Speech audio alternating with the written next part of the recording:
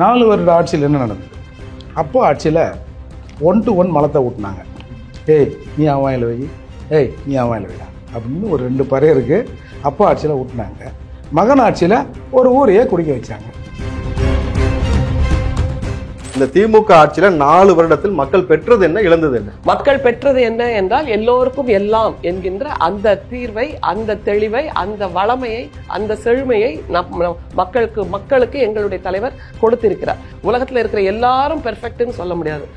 ஒவ்வொருத்தருக்கும் அவரவருக்கான இச்சை இருக்கிறது. அதை தீர்த்து கொள்வதற்காக நடந்த ஒன்றுதான் அந்த அண்ணா பல்கலைக்கழகத்தில் நடந்த பிரச்சனை. இந்த தொட்டு பார்க்காதே சீண்டி பார்க்காதே அப்புறம் பேண்ட் ஷர்ட் போட்டு அப்பான்னு சொன்னதெல்லாம் மேடம். அப்பா என்ற வார்த்தையின் அர்த்தம் புரியுமா உங்களுக்கு? இல்ல, அதனால தான் கேக்குறேன். குக்கி இனமிக்க மக்களையும் மைத்திரி மக்களுக்கு நடந்த இன போராட்டத்திற்கு பிரதமர் பார்க்கல அப்படின்றாரு. இங்க என்ன நடக்குது? அக்கா மணிப்பூருக்கு போக வேண்டிய அவசியம் இல்ல. தமிழகமே நாரி போய் கிடக்கு. சின்ன பையனை வெட்டினது சின்ன பசங்க. அவ எப்படி சொத்த போறீங்க? சின்ன பசங்க விதைச்சது யாருங்க? விதைச்சது யாரு? தமிழ்நாட்டுல சாதி சங்க வச்சுங்க தான் விதைச்சுக்கிறான் அந்த வேதனையை. அந்த மாதிரி குற்ற செயலை செய்ய சொல்றதுக்கு யார் செய்திருக்கிறார்? எங்களுடைய குரல் வலையை நெறித்ததுதான் ஆளுகிற ஆட்சியாளர்கள். அது திமுக அதிமுக யாராண்டாலும். நாங்கள் திமுக இல்லை அப்படின்னு நம்ம சொல்ல வரல. அவங்க வந்த உடனே எல்லாம் முடிஞ்சு போச்சுன்னு நாங்கள் சொல்ல வரல. சாதிய பாகுபாடுகள் ஏராளம் இருக்கு, இன்று வரை இருக்கு.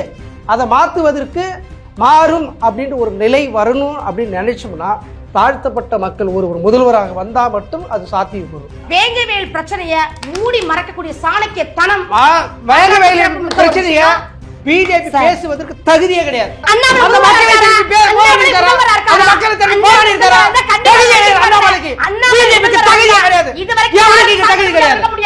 ஏன் கண்ணகி நகரில் ஏகப்பட்ட தற்கொலைகள் நடக்குது? ஏன் சிறு வயது திருமணம், சிறார் திருமணம் ஏன் கண்ணகி நகர்ல நடக்குது? காரணம் அதுக்கு புகார் கொடுத்த அந்த கேடுகட்ட நாட்டுல புகார் கொடுத்த வாபஸ் வாங்குறா எல்லா பொறுக்கிகளும் வாய முடின்னு இருக்கான். எங்களை நாகரிகத்தை பத்தி பேச சொல்றீங்க? சட்டசபையில அம்பேத்கர் ஜெயலலிதா அவர்களை புடவையை பிடித்து இழுத்த கட்சி தானே. அப்ப அதை விட கேவலம் உச்சபட்சமான ஒரு அதிகாரத்தில் உள்ள ஒரு பெண்மை அம்மையார் அவர்களை ஜெயலலிதா முந்தானே பிடிச்சு எடுத்த ஒரு அசுர கூட்டம் அப்படின்னா திமுக கூட்டம்.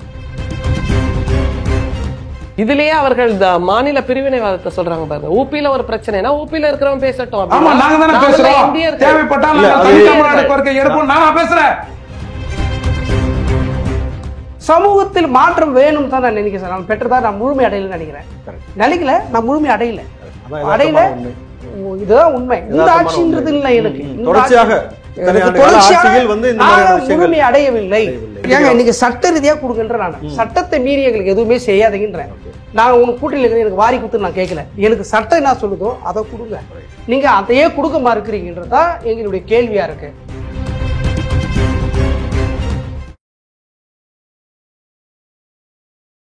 இளைய பாரதம் நேயர்களுக்கு வணக்கம். இன்று நம்ம எந்த தலைப்பில் விவாதிக்க போகிறோம்னாக்கா 4 ஆண்டு திமுக ஆட்சியில் மக்கள் பெற்றது என்ன, மக்கள் இழந்தது என்ன, இது ஆட்சி மாற்றத்திற்கு விட்டுடுமா அல்லது ஆட்சி மாறாமல் இந்த ஆட்சியை தொடருமா என்பதை குறித்து தான் பேச போகிறோம். இதில் முதல்ல திமுகவுடைய செய்தி தொடர்பாளரும் மாநில துணைத் தலைவருமான ஆண்டாள் பிரியதர்ஷினி அவர்களை வரவேற்கிறேன். வணக்கம் மேடம். விசிகாவுடைய செய்தி தொடர்பாளர் திரு பகலவன் அவர்களை வரவேற்கிறேன். வணக்கம் சார். பாஜக மகளிர் அணி மாநில செயலாளர் ஜெயமணி அவர்களை வரவேற்கிறேன். வணக்கம் மேடம். புரட்சி தமிழக கட்சியின் நிறுவன தலைவர் வழக்கறிஞருமான அண்ணன் ஏர்போர்ட் மூர்த்தி அவர்கள். அண்ணா வணக்கம். மக்களின் குரலாய் நான் ராவுத்தர் இப்ராஹிம். மேடம், இப்போ முதல்ல உங்கள்கிட்ட நான் ஸ்டார்ட் பண்ணுறேன். 4 ஆண்டில் திமுக செய்த சாதனை என்ன, மக்கள் இதனால் பெற்றது என்ன, மக்கள் இதனால் இழந்தது என்ன, இது இந்த ஆட்சி முதல்வர் சொல்வது போல் 200 மீண்டும் கிடைக்குமா அல்லது அது கனவாக பொய்த்து போகுமா? எல்லோருக்கும் வணக்கம். இளைய பாரதம் நேயர்களுக்கு வணக்கம். ஏனென்றால் நம்முடைய இந்தியாவில்தான் ஒரு சில கொள்கை பிடிப்பாளர்கள் பல்வேறு உருவங்களில் வருகிறார்கள். இன்விசிபிள், விசிபிள் அப்படின்னு. அப்படியாக இன்விசிபிளாக வந்து கொண்டிருக்கின்ற இந்த இளைய பாரதம் நேயர்களுக்கு அன்பான வணக்கம். உங்களிடத்திலிருந்தே நாங்கள் எங்களுடைய குரலை எழுப்புகிறோம் இன்றைக்கு. அதனால் எடிட் பண்ணாமல் போடுங்க நம்ம சொல்கிற எல்லாத்தையும். அதுதான் முதல் வேண்டுகோள். ஓகே. அதே மாதிரி யாரும் ஒருத்தர் பேசும்போது ஒருத்தர் அதாவது ஓவர்லாப் பண்ண வேண்டாம். அதுதான். ஏன்னா அது ஒரு ஊடக கண்ணியம். அதனால் நம்ம சொல்கின்ற கருத்து உங்கள் குகையில் சிங்கத்தை சந்திக்கிறோம் என்றாலும் அதை அப்படியே நீங்கள் கண்ணியத்தை குறித்து திமுக பேசுறது ரொம்ப மகிழ்ச்சியா இருக்கு. இல்லை, கண்ணியத்தை குறித்து திமுக தான் பேச முடியும். ஏனென்றால் பட்டியலிட ஆரம்பித்தால் பிஜேபி எப்படி பெண்களிடம் முக்கியமாக கண்ணிய குறைவாக நடந்து கொண்டிருக்கிறது. நிர்வாணமாக இழுத்து வரப்பட்டவர்கள் எல்லோரும் பெண்கள் தான். பார்க்கல மேடம் நீங்க அது தனி மனித ஒழுக்க குறைபாடு, தனி மனித ஒழுக்க குறைபாடு ஒன்று. குழந்தைகள் மீது பாலியல் அரச வன்முறை என்பது ஒன்று. அரச வன்முறையாக ஒரு மணிப்பூரின் முதல்வர் திரும்ப திரும்ப சொன்னார், இது 100 நாட்களுக்கு மேலாக நடக்கிறது, இந்த ஒரு வீடியோவை பார்த்து இந்தியா கொந்தளிக்கிறது, நாங்கள் இது மாதிரி தினம் பார்த்துட்டு இருக்கோம் அப்படின்னு சொல்லி திரும்ப திரும்ப தன்னுடைய கையாளாகத்தனத்தை அவர் சொல்லிக்கொண்டே இருந்தார். ஆனால் அமித்ஷாவும் பிரதமரும் அங்கே போகவே இல்லை, இன்னமும் போகல. முந்தா நேத்து நான் நாடாளுமன்றத்தில் மணிப்பூர் எம்பி எழுந்து பேசுறாரு, மணிப்பூருக்கு விசா கிடைப்பதற்கு பிரதமருக்கு ஏதாவது சிக்கல் இருக்கிறதா, இன்னமும் ஏன் வரல? பரந்தூருக்கு விசா கிடைக்கல, உங்களுக்கு சிக்கல். பரந்தூருக்கு எதுக்கு விசா? விஜய் போனதுக்கு அவ்வளவு ரெஸ்ட்ரிக்ஷன் கொடுத்தீங்க, நீங்க யாருமே போகலையே. மணிப்பூர் எம்பி இதைத்தான் சொன்னாரு. ஒரு காலத்தில் அந்த பிரச்சனைகள் உச்சகட்டத்தில் இருந்தபோது நாங்கள் பிரதமரும் ஒன்றிய உள்துறை அமைச்சரும் மணிப்பூருக்கு வர வேண்டும் என்று நாங்கள் எதிர்பார்த்தோம். We were waiting for their visit, but now it doesn't make any difference. We are so indifferent to their visit. But they have to get an apology from Indians, especially Manipur people என்று சொன்னார். நாடாளுமன்றத்தில் முந்தானத்து நடந்தது. அதனால தனி மனித ஒழுக்க குறைபாடுங்கிறது வேற. உலகத்தில் இருக்கிற எல்லாரும் பெர்ஃபெக்ட்னு சொல்ல முடியாது. ஒவ்வொருத்தருக்கும் அவரவருக்கான இச்சை இருக்கிறது. அதை தீர்த்து கொள்வதற்காக நடந்த ஒன்றுதான் அந்த அண்ணா பல்கலைக்கழகத்தில் நடந்த பிரச்சனை.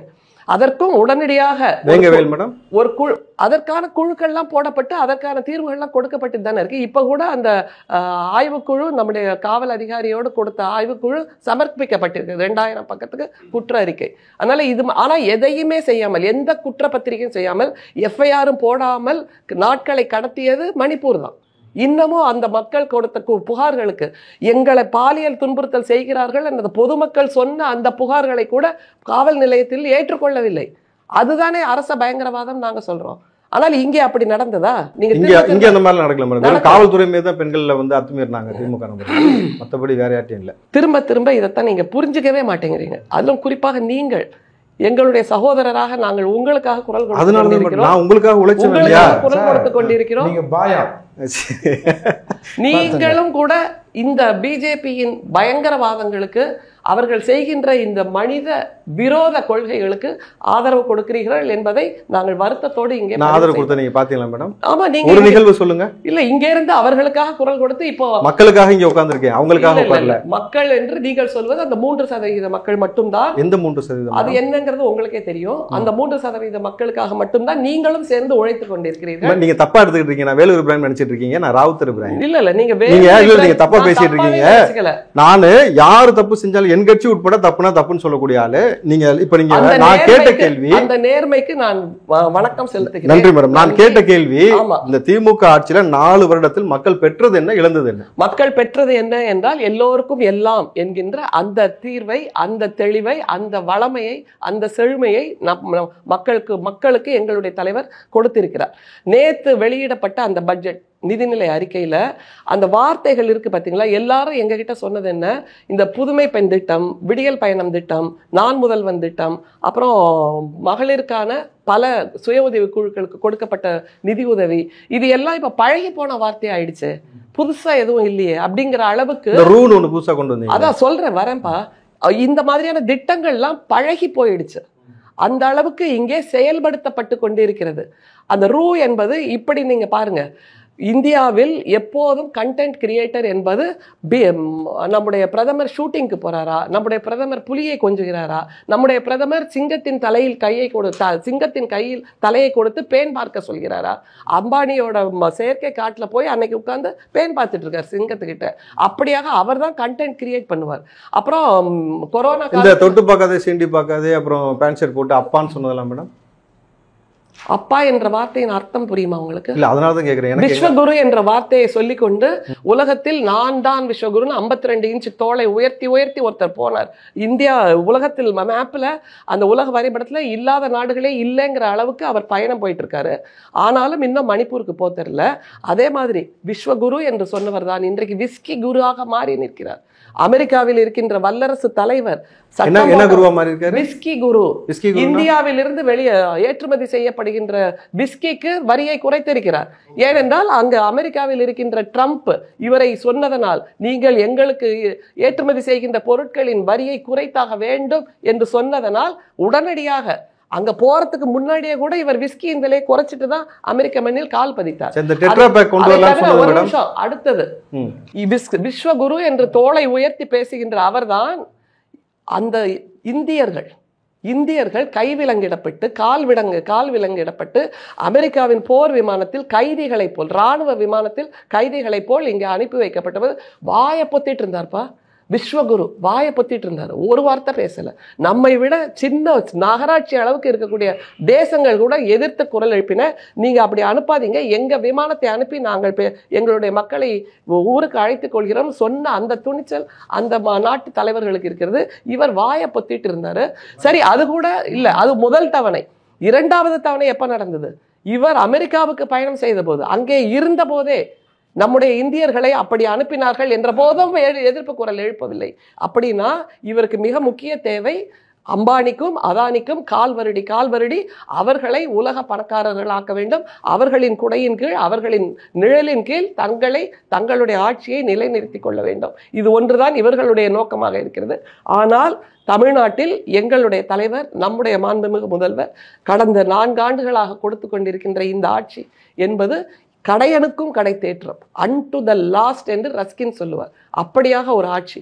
குடிசையில் இருக்கிறவங்க ஏன் குடிசையில் இருக்காங்க?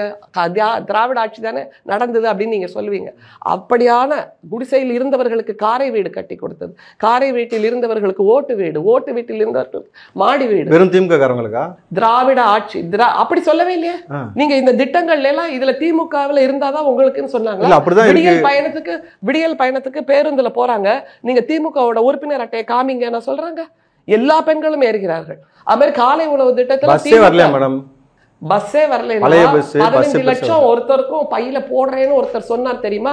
அவர்கிட்ட இருந்து 15 லட்சத்தை வாங்கி கொடுங்க, நாங்க எங்களுக்கான பஸ்ஸை விடுறோம், மக்களுக்கான பஸ். இல்ல அப்படி இல்ல, அந்த காசு எங்களுக்கு பிச்சை காசுப்பா.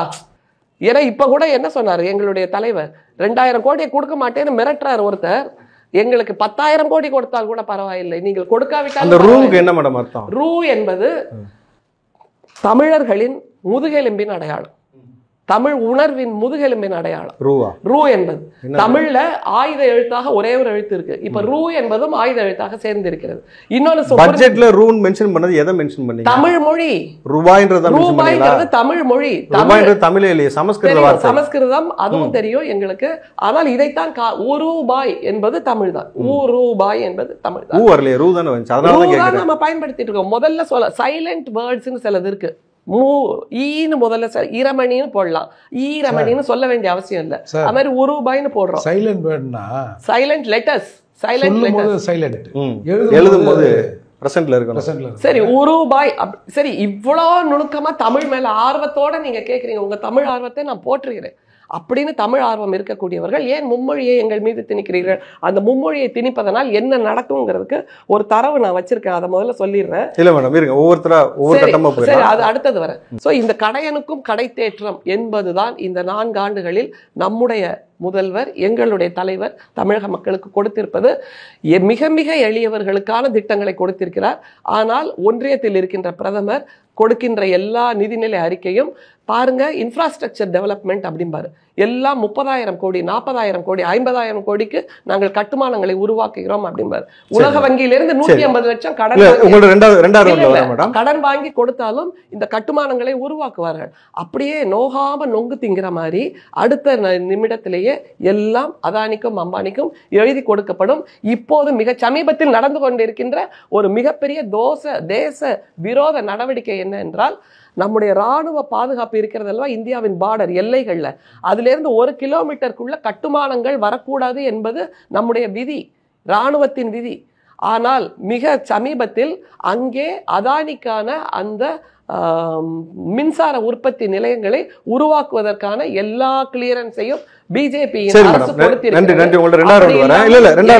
எல்லாத்துக்கும் வாய்ப்பு கொடுக்கணும். ஒரு நிமிஷம் மேடம், நான் இந்த 4 வருஷத்துல திமுக என்ன செஞ்சதுன்னு கேட்டேன். நீங்க சர்வதேச லெவலுக்கு வரைக்கும் போயிட்டீங்க. நான் இன்றைக்கு முதல்வர் என்ன செஞ்சான்றதை இன்னும் அடுத்த ரவுண்ட்ல நம்ம விரிவா பேசுவோம். மேடம், உங்களுடைய முதல் கட்ட பதிவு சொல்லுங்க. 4 வருஷம் திமுக ஆட்சியில் பெறப்பட்டது என்ன, இழந்தது என்ன? அன்பிற்கினிய சகோதரி அக்கா ஆண்டாள் பிரியதர்ஷினி அவர்களோட ஒரே ஒரு கருத்து எனக்கு என்ன அப்படின்னா, ஒழுக்க குறைபாடுனால தான் பல்கலைக்கழக மாணவிக்கு வந்து இப்படி ஒரு நிகழ்ச்சி நடந்துருச்சு அப்படின்னு சொன்னாங்க. குக்கியின மக்களுக்கும் மெய்த்தின மக்களுக்கும் நடந்ததுல வந்து ஒழுக்க குறைபாடு அந்த பெண் இருந்திருக்கனால அதனால வந்து அந்த நிகழ்ச்சி நடந்திருக்காதா? உங்களோட மாநிலத்துல முதல்வர்கள் முன்னிலையில பல்கலைக்கழகம் 100 ஏக்கர்ல சிசிடிவி கேமரா இல்லைன்னு சொல்றது எவ்வளவு ஒரு அவத்தமான விஷயம், அசிங்கமா இல்லையா? 100 ஏக்கர் பரப்பளவு, பக்கத்துல ஆளுநர் மாளிகை இருக்கு 1.5 மீட்டர் 1.5 கிலோமீட்டர்ல. அப்ப அந்த சுற்றளவும் ஒரு பாதுகாக்கப்பட வேண்டிய இடம்.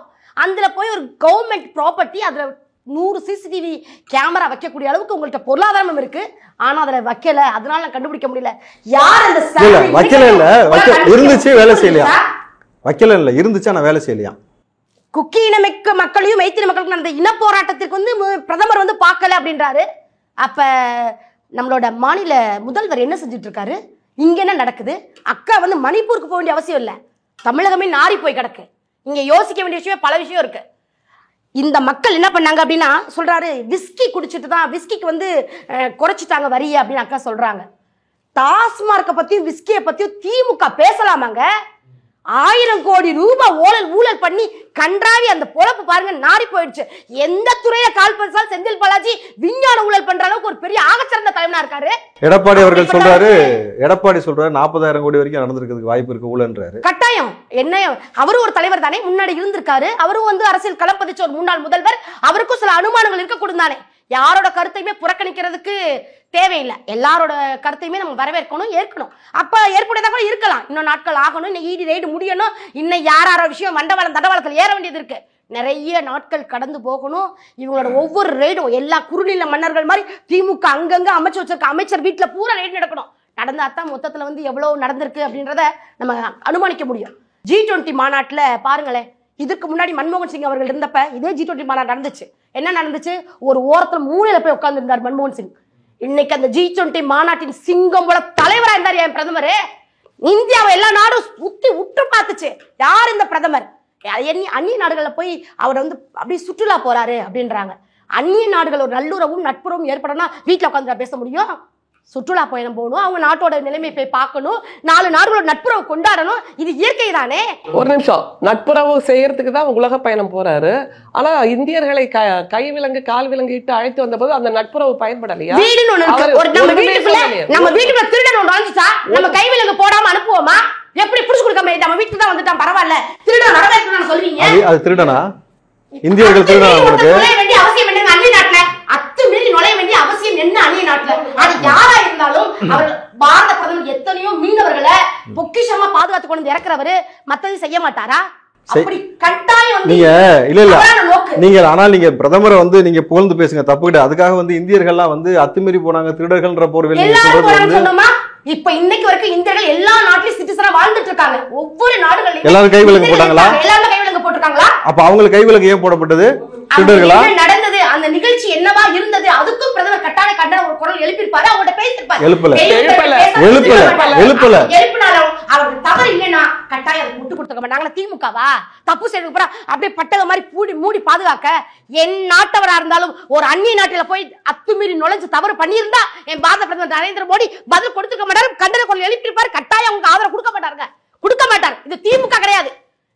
எல்லா பாலியல் பலாத்காரம் செய்யறவனுக்கும், கற்பழிப்பு செய்யறவனுக்கும், பெண் பிள்ளைகளை சீரழிக்கிறவனுக்கும், பிஞ்ச செதச்சு நஞ்ச விதைக்கிறவனுக்கும் பெட்டகம் கொடுக்கறதுல திமுக அரசா?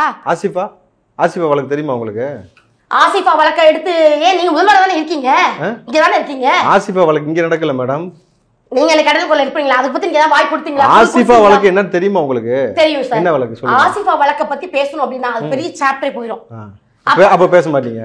பேச மாட்டோம். பில்கிஸ் பானு பத்தி பேச மாட்டீங்க. பேச மாட்டோம் நம்ம சொல்ல. அப்புறம் நீங்க வந்து என்னமோ இங்க மட்டும் நடக்கிற மாதிரி பேசுறீங்க. நீங்க என்ன கேட்டீங்க? முதல்வருக்கு என்ன வேலை? இங்க தமிழகத்துல என்ன நடந்துச்சு இங்க பாருங்க சார். அப்ப நீங்க எப்ப மூடிட்டு போனீங்க? நீங்க தான் சார். நான் என்ன கேக்குறேன்? சொன்னனால போனே சார். சரி. நீங்க முதல்வர் என்ன செஞ்சாரு கேட்டா அப்ப உங்களுடைய முதல்வர் தமிழகத்துல என்ன நடந்துச்சு? 4 ஆண்டுகள் நீங்க செய்த சாதனை என்ன? தமிழக மக்களுக்கு வேதனையும் சோதனையும் கொடுத்திருக்கீங்க. இத தடுத்து நீங்க என்ன பண்ணிருக்கீங்க? நான் என்ன கேக்குறேன்? இருங்க. இலவச இல்ல இந்த மேட்டரை முடிச்சுட்டு போயிடும். நீங்க சொன்னீங்க எங்க அநீதி நடந்தாலும் குரல் கொடுப்பாரு. ஆசிஃபா குரல் கொடுக்கல, பில்கிஸ் பானு குரல் கொடுக்கல, புரியுதுங்களா? இதை தாண்டி நீங்கள் உலக நாடுகளே பிரதமரை வரவேற்குதுன்னு சொன்னீங்கல்ல. உலக நாடுகளே கொரோனா வந்த பொழுது தள்ளி நில்லுங்க, மருந்துடுங்கன்னு சொல்லும் போது விலக்கு ஏத்துங்க, கை தட்டுங்கன்னு சொன்ன ஒரே பிரதமர் நம்மால் தான். அப்ப நீங்க செய்தி ஊடகங்கள் பாக்கல, அப்ப மருந்து தயார் பண்ணி கொடுத்தது யார் சார்? உலக நாடுகளுக்கு ஏற்றுமதி செய்து இங்க இருந்து மருந்து கொடுத்து விட்டது யார்? பாரத நரேந்திர மோடி இல்லையா? ஒவ்வொரு உயிரை காப்பாற்றலையா? கை தட்டினா விலக்கு ஏத்துனா போயிருமா? அந்த நிகழ்ச்சியை நம்ம வெற்றி பண்ணிட்டோம். என்ன வெற்றி பண்ணிட்டோம் சொல்ல கிடையாது. கொரோனா உச்சத்தில் இருக்கும் போது அவர் சொன்ன வார்த்தை, ஒரு மனது தொய்வடையும் போது, மக்கள் தோல்வி வரும்போது நம்ம என்கரேஜ் பண்ற தலைவர் கடமை சார். எப்படி கொரோனா செத்துட்டு இருக்கும்போது கை தட்டி விளையாட சொல்லுதா? சாகல சார், எல்லாரும் மருந்து கொடுத்துட்டார்ல, எவ்வளவு பேர் காப்பாத்துற அத பாருங்க. நீங்க இங்க உள்ள ஆட்சிக்கு வாங்க. நீங்க இப்ப 4 வருஷம் திமுக தம்பி, நான் இதுக்கு ஒரு பதில் சொல்லி ஆகணும். கொரோனா காலத்துல தப்புன்னு சொல்றீங்க. என்ன கைத்தட்ட தப்பு? ஒரு நிமிஷம் கோலம் போட்டா நின்றுல, கோலம் போட்டா நின்றுல, கோலம் போட்டா நம்புறீங்களா? கோலம் போட சொன்னோம், எதுக்காக நம்புறியா இல்லையா? இல்ல இதையும் நம்புறீங்களா? கை தட்டினா நிக்கும்னு நான் அத கேக்குறேன். இத நம்புறீங்களா? இல்ல அதுவும் நம்புறீங்களா? நீங்க இத நம்புறீங்களா? நீங்க ரெண்டுமே வெச்சுதான். காட்லி ஒரு மனிதனுக்கு ஆரோக்கியம் தான் முக்கியம். ஒரு வியாதி வந்துருச்சு அப்படினா மனிதருக்கு மருந்த காட்லி மன தேற்றம் தான் முக்கியம். ஏன் பாரத பிரதமர் அத தான் கொடுத்திருக்காரு. ஒவ்வொரு இந்திய பெருமக்களுக்கும் நான் இருக்கேன், சந்தோஷமா நம்ம வாழ்க்கையில ஒளி பறக்கும் அப்படிங்கறது ஒரு அடையாளமா தான் சார் ஒளிக்கு சொல்லிருக்காரு. இந்த ஒளியும் விளக்கேற்றுங்கள், சந்தோஷமா இருங்க, எல்லாருக்கும் வாழ்க்கை விடிவுகாலம் பிறந்துருச்சு, கொரோனாக்கு நான் மருந்து கண்டுபிடிச்சு உங்க எல்லாத்தையும் காப்பாத்திருக்கேன் அப்படி. என்ன சார் அந்த காலத்துல மன்மோகன் சிங் இந்த காலத்துல சொல்லலையா? குண்டு பின் வாங்கினாலும் அந்நிய நாடுகள் தான் போய் நிக்கணும் அப்படின்னு சொல்லி. இது எவ்வளவு அசிங்கம். ஆனா கொரோனாக்கு நாம கண்டுபிடிச்சு மற்ற நாடுகளுக்கு ஏற்றுமதி செஞ்சு ஒவ்வொரு சின்ன சின்ன நாடுகளையும் என் தலைவன் கொரோனா பாதுகாத்துருக்கு சார், பாதுகாத்துருக்காரு. சரி, அதுக்கு ஒரு கருத்து சொல்லி ஆகணும். கைதட்ட சொன்னார், விளக்கு ஏத்த சொன்னார், அதெல்லாம் வேற விஷயம். இப்படியாக கற்காலத்துக்கு அழைத்து கொண்டு போகின்ற ஒரு பிரதமரைத்தான் இவர்கள் கொண்டாடி கொண்டிருக்கிறார்கள். அந்த மருந்து தயாரிப்பதோ நம்முடைய தேசிய மருந்து தயாரிப்பு நிறுவனத்துக்கு அவர் கொடுக்கல. எலக்டோரல் பாண்டு மூலமாக இவருக்கு யார் நிதி கொடுத்தார்களோ அவர்களுக்கு, அந்த தனியார் நிறுவனத்துக்கு தான், சீரம் தயாரிப்பு கம்பெனிக்கு தான் அவர் உரிமையை கொடுத்தார். அதையும் கூட மாநிலங்களுக்கு அவர் இலவசமாக கொடுக்கவில்லை, எல்லாரும் விலை கொடுத்து வாங்கிக்கோங்க அப்படின்னு சொன்னார். அப்போ நம்முடைய தமிழக முதல்வர் என்ன தெரியுமா சொன்னார்? உங்கள்கிட்ட இருந்து நாங்கள் விலை கொடுத்து வாங்கி எங்களுடைய மக்களுக்கு இலவசமாக கொடுக்கிறோம் சொன்னாரா இல்லையா? அப்ப எலக்டோரல் பாண்ட் மூலமாக யாரெல்லாம் எனக்கு நிதி கொடுக்கிறீர்களோ அவர்களுக்கு நான் உரிமையை கொடுக்கிறேன் ஒரு வியாபாரம் நடத்திட்டு இருக்காரா? இது என்ன பிரைம் மினிஸ்டர்ங்கிறது புரோக்கிங் மினிஸ்டரா இருக்காருங்கிறது ஒரு கேள்வியா இருக்கு. பாரத பிரதமருக்கு இது தோணல சார். 2G ஸ்பெக்ட்ரம் மாதிரி இது ஆயிரக்கூடாதுன்னு நினைச்சிருந்திருக்கலாம். 2G ஸ்பெக்ட்ரம் ஒன்றுமே இல்லை என்று நீதிமன்றத்தில் நிரூபிக்கப்பட்டது. நீங்க தான் சொல்லிருக்கீங்க, நீங்க தான் எவ்வளவு பெரிய தவறையும் யார் அந்த சார் இன்னைக்கு வரைக்கும் மூடி வச்சிருக்க மாதிரி 2G ஸ்பெக்ட்ரம் ஒண்ணுமே இல்லாம ஆக்கிடுவீங்க.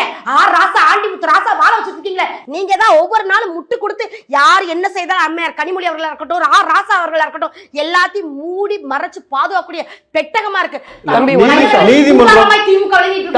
நீதிமன்றத்தால் ஒரு விஷயம் தீர்ப்பு கொடுக்கப்பட்டதை நம்ம மறுபடியும் அதை விமர்சிப்பது நீதிமன்ற அவமதிப்புக்குள்ளாகும். ஏன்னா இது நிரூபிக்கப்பட்டுச்சுன்னு சொன்ன பிறகு நீங்க அதை திருப்பி பேசினா அது வழக்கு உங்க மீது பதிவு செய்யப்பட்டதுனால உங்களுக்கு இன்னொன்னு, நீதிமன்றம் முழுக்க யார் இப்போது பணி நியமனம் செய்யப்பட்டிருக்கிறார்கள் நமக்கு நல்லாவே தெரியும். உச்சநீதிமன்ற நீதிபதி ஒரு குழுவில் இருக்க வேண்டும், ஆனால் அவர் எங்களுக்கு தேவையில்லைன்னு விலக்கி வைத்து புதிய சட்டத்தை உருவாக்கியதும் பிரதமர் தான்.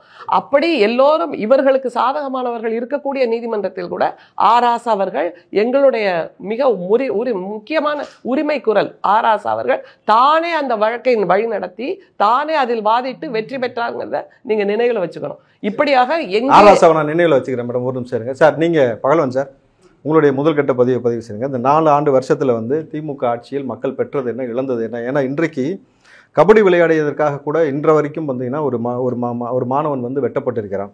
தொடர்ச்சியாக வேங்கவேலில் மலம் கலக்கப்பட்டது, நாங்குநேரில் தங்கதுரை வெட்டப்பட்டான். கிட்டத்தட்ட பார்த்தீங்கன்னாக்கா எந்தெந்த அவலத்தின் உச்சத்திற்கெல்லாம் தலித் மக்கள் தள்ளப்படுகிறார்கள் ஒரு விஷயம் நடந்து கொண்டே இருக்கிறது. ஆனால் தொடர்ச்சியாக அண்ணன் திருமாவளவன் மட்டும்தான் இது குறித்து அறிக்கை கொடுக்கிறாரு, கண்டனம் தெரிவிக்கிறார் கூட்டணியில் இருந்தாலுமே. இதை தாண்டி நீங்கள் உங்களுடைய பார்வையில் இந்த 4 வருஷத்தில் எதையெல்லாம் மக்கள் பெற்றிருக்கார்கள், எதெல்லாம் இழந்திருக்கார்கள்?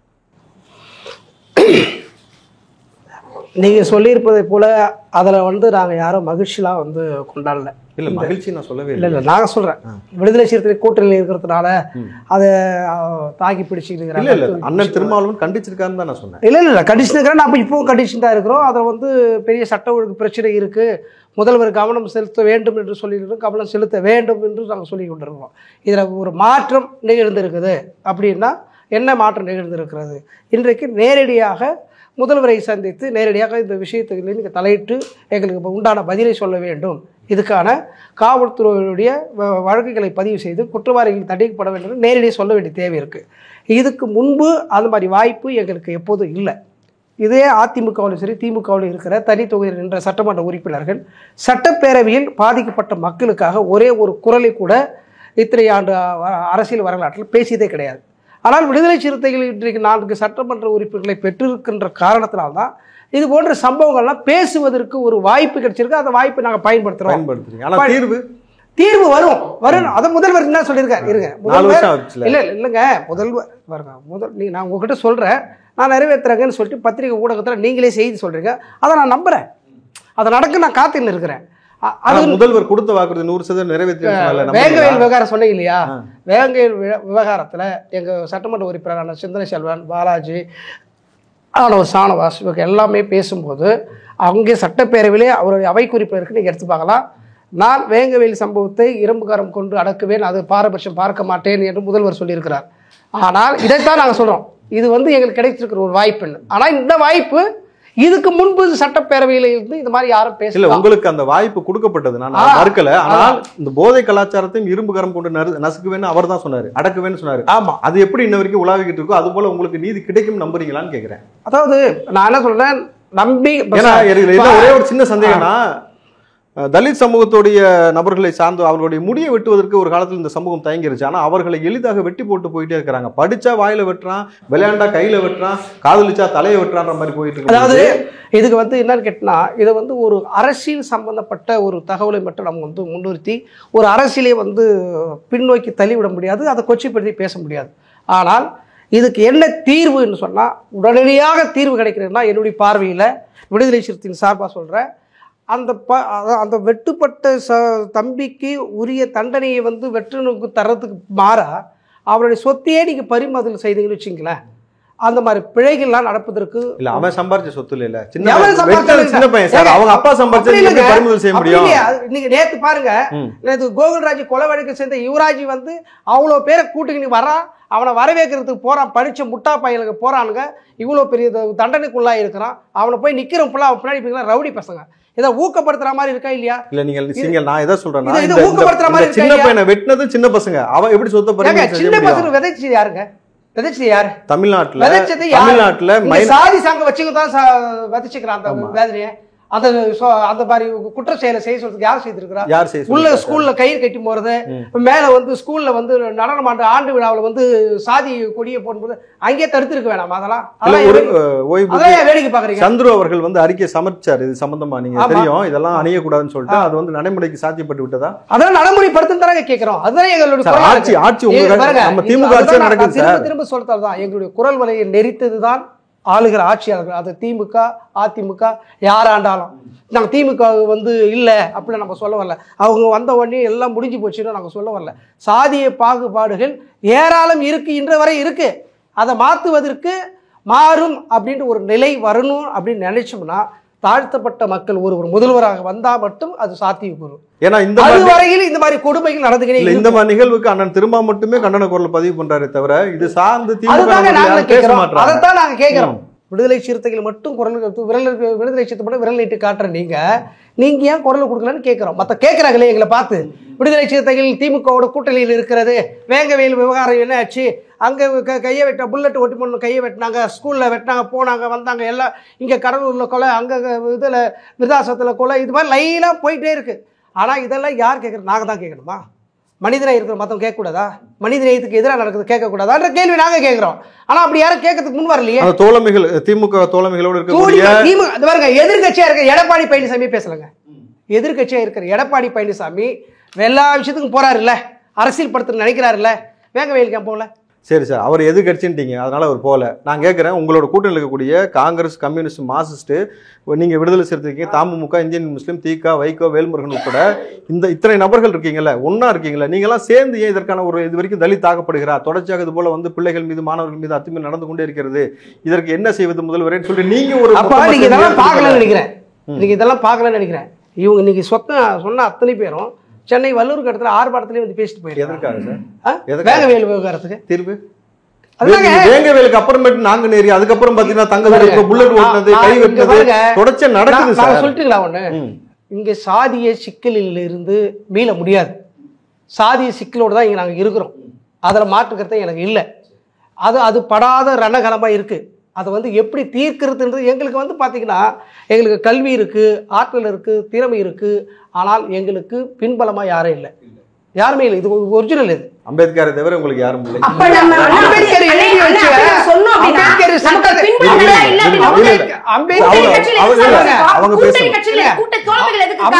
அம்பேத்கருடைய சட்ட திட்டங்களை நடைமுறைப்படுத்தினாலே இது போன்ற சிக்கல்கள் வராது. சரி, இந்த திமுக 4 வருஷத்துல என்ன பெற்றுட்டீங்கன்னு கேட்டேன். அதை பத்தி எதுவுமே சொல்லுங்க. அதாவதுங்க, திமுகவில் இந்த திமுக இல்லை, அதிமுக வந்தாலும் அதில் ஒரு குறைத்து மதிப்பிட்டு ஒரு பதிலை சொல்ல போறீங்க. இங்க குரல் இருக்கு, இங்க சிக்கல் இருக்கு. 4 வருஷத்துல அதிமுக ஆனாலும் இதை தான் சொல்ல போறீங்க, திமுக ஆனாலும் இதை தான் சொல்ல போறீங்க. ஒரு மாற்றம் தர போறது இல்லை. ஒரு மாற்றத்தை நீங்க தர போறது இல்லை, ஊடகங்கள் தர போறது இல்லை.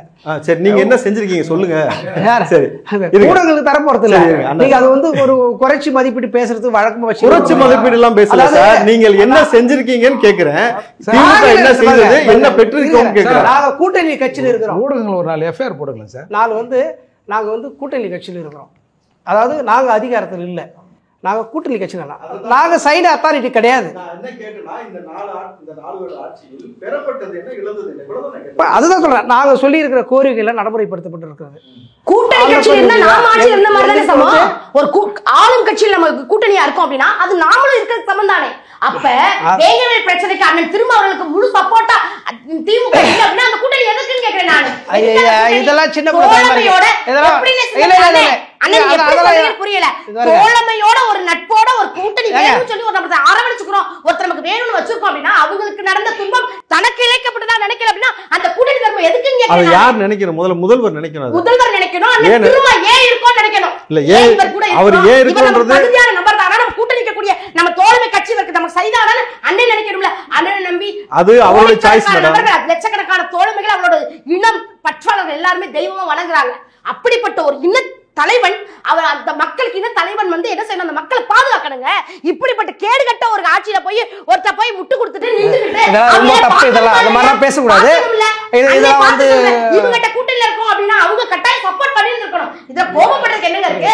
தோழமை கட்சி ஆட்சியில இருந்தா நாமளும் ஆட்சியில இருக்கிறதுக்கு சமம். அதை வந்து மக்களுக்கு பிரதிபலிக்கிறதுக்கு தான் அவங்களோட கூட்டணியும் இருக்கோம். நம்ம ஒற்றுமையா இருக்கோம். நாங்க இவங்களுக்கு எனக்கு இழைத்த துன்பம், என் இனத்திற்கு இழைத்த துன்பம் எல்லாமே என் முதல்வர் பாத்துக்குவாங்க ஒரு பெட்டகமா. இது அவருக்கான நேரம். இது ஒரு நிமிஷம். இப்போ ஆனா ஏர்போர்ட் மூர்த்தி, நீங்க உங்களுடைய முதல் கட்ட பதிவு பண்ணுங்க. 4 வருஷத்துல திமுக ஆட்சியில் மக்கள் பெற்றது என்ன, இழந்தது என்ன? பிஜேபி இவ்வளோ சவுண்ட் வருது இல்லை, இதே திராவிட மாடலுக்கு ஒரு அசிங்கம் தான். எல்லாத்துக்கும் சம வாய்ப்புன்றதான சமூக நீதி. நீங்க பிஜேபி ஓவரா சவுண்ட் இருக்குல்ல, அது திமுகவின் தோல்வி தான். சரி, ரைட்டு. அதாவது பிஜேபி அப்படி உள்ள வந்துருச்சுன்றீங்க. ஆமா. இன்னொன்னு, இப்போ தோழர் பகலவன் புலம்பனார்ல சொன்னாரு. இல்ல, அது ஒரு புலம்பல் தான் எங்கள் சமூகத்து. உங்களுக்கு அது ஒரு செய்திங்க, எனக்கு செய்தி கிடையாது. நான் தான் தொடர்ச்சியாக இல்ல மற்றவங்களுக்கு ஒரு செய்திங்க. அது எங்களுக்கு அது புலம்பலுங்க. இயலாததால் நாங்கள் புலம்புகிறோம். எனக்கு அது வழி. அது நான் அதை பதிவு நாங்க நம்புறதுலாம் இல்ல. நீங்க நம்புங்க, நம்பாட்டி போங்க. அது நீ கருத்து, அது நாங்க நம்புறதுக்கு இல்ல. சரி, அப்படின்னா இன்னைக்கு ஊரே வேங்கவேலுக்கு போராடி இருக்கணும். ஒருத்தன் வந்தான்னு சொல்லுங்க, பெரியவெல்லாம் ஜனநாயகவாதின்னு பேசுறான். அதால் அது எங்க வழி. நாங்கள் எல்லாரும் எல்லாம் பெற்றிருக்கிறோம்னு சொன்னாரு. நாங்க எல்லாம் பெற்றிருக்கோம். அரசாங்கத்துக்கு அறிவு இல்லை, என்ன பண்றது? நாங்கள் வந்து எல்லாத்துக்கும் சரியா இருக்கிறோம். அரசாங்கம் நடைமுறைப்படுத்துவதற்கு அதுக்கு திராணி இல்லை, சக்தி இல்லை, அறிவு இல்லை, புத்தி இல்லை, எதுவுமே இல்லை. எதை வச்சு சொல்றீங்க? சட்டத்தின் மாட்சியை நிலைநிறுத்தணுங்க.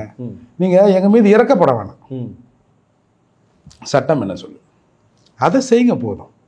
யாருக்காவது அதுதான் சொன்னாங்க. அம்பேத்கர் சட்டத்தை முழுமையாக நடைமுறைப்படுத்தினாலே எங்களுக்கு போதும்னு சொன்னாங்க. அதுதான் சொன்னாங்க. எங்களுக்கு யாரும் இறக்கப்பட வேணாம்.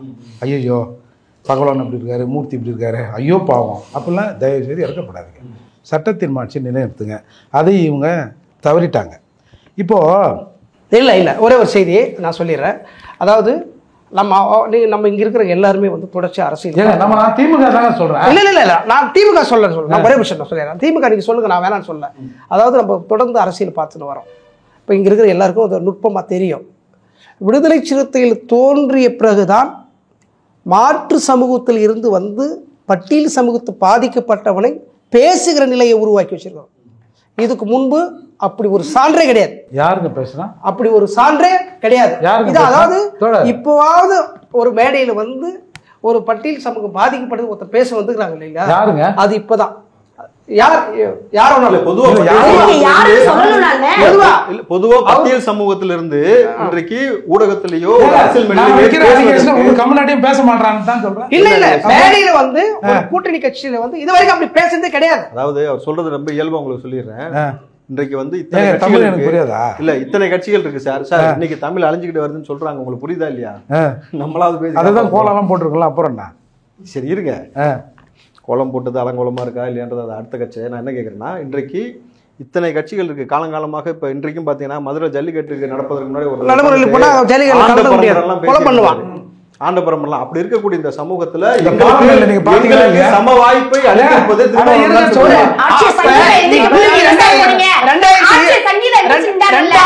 2025 மூர்த்திங்கிற ஒரு அமைச்சர் ஆண்ட பரம்பரை அமைச்சர் அந்த நிலை இருக்கு.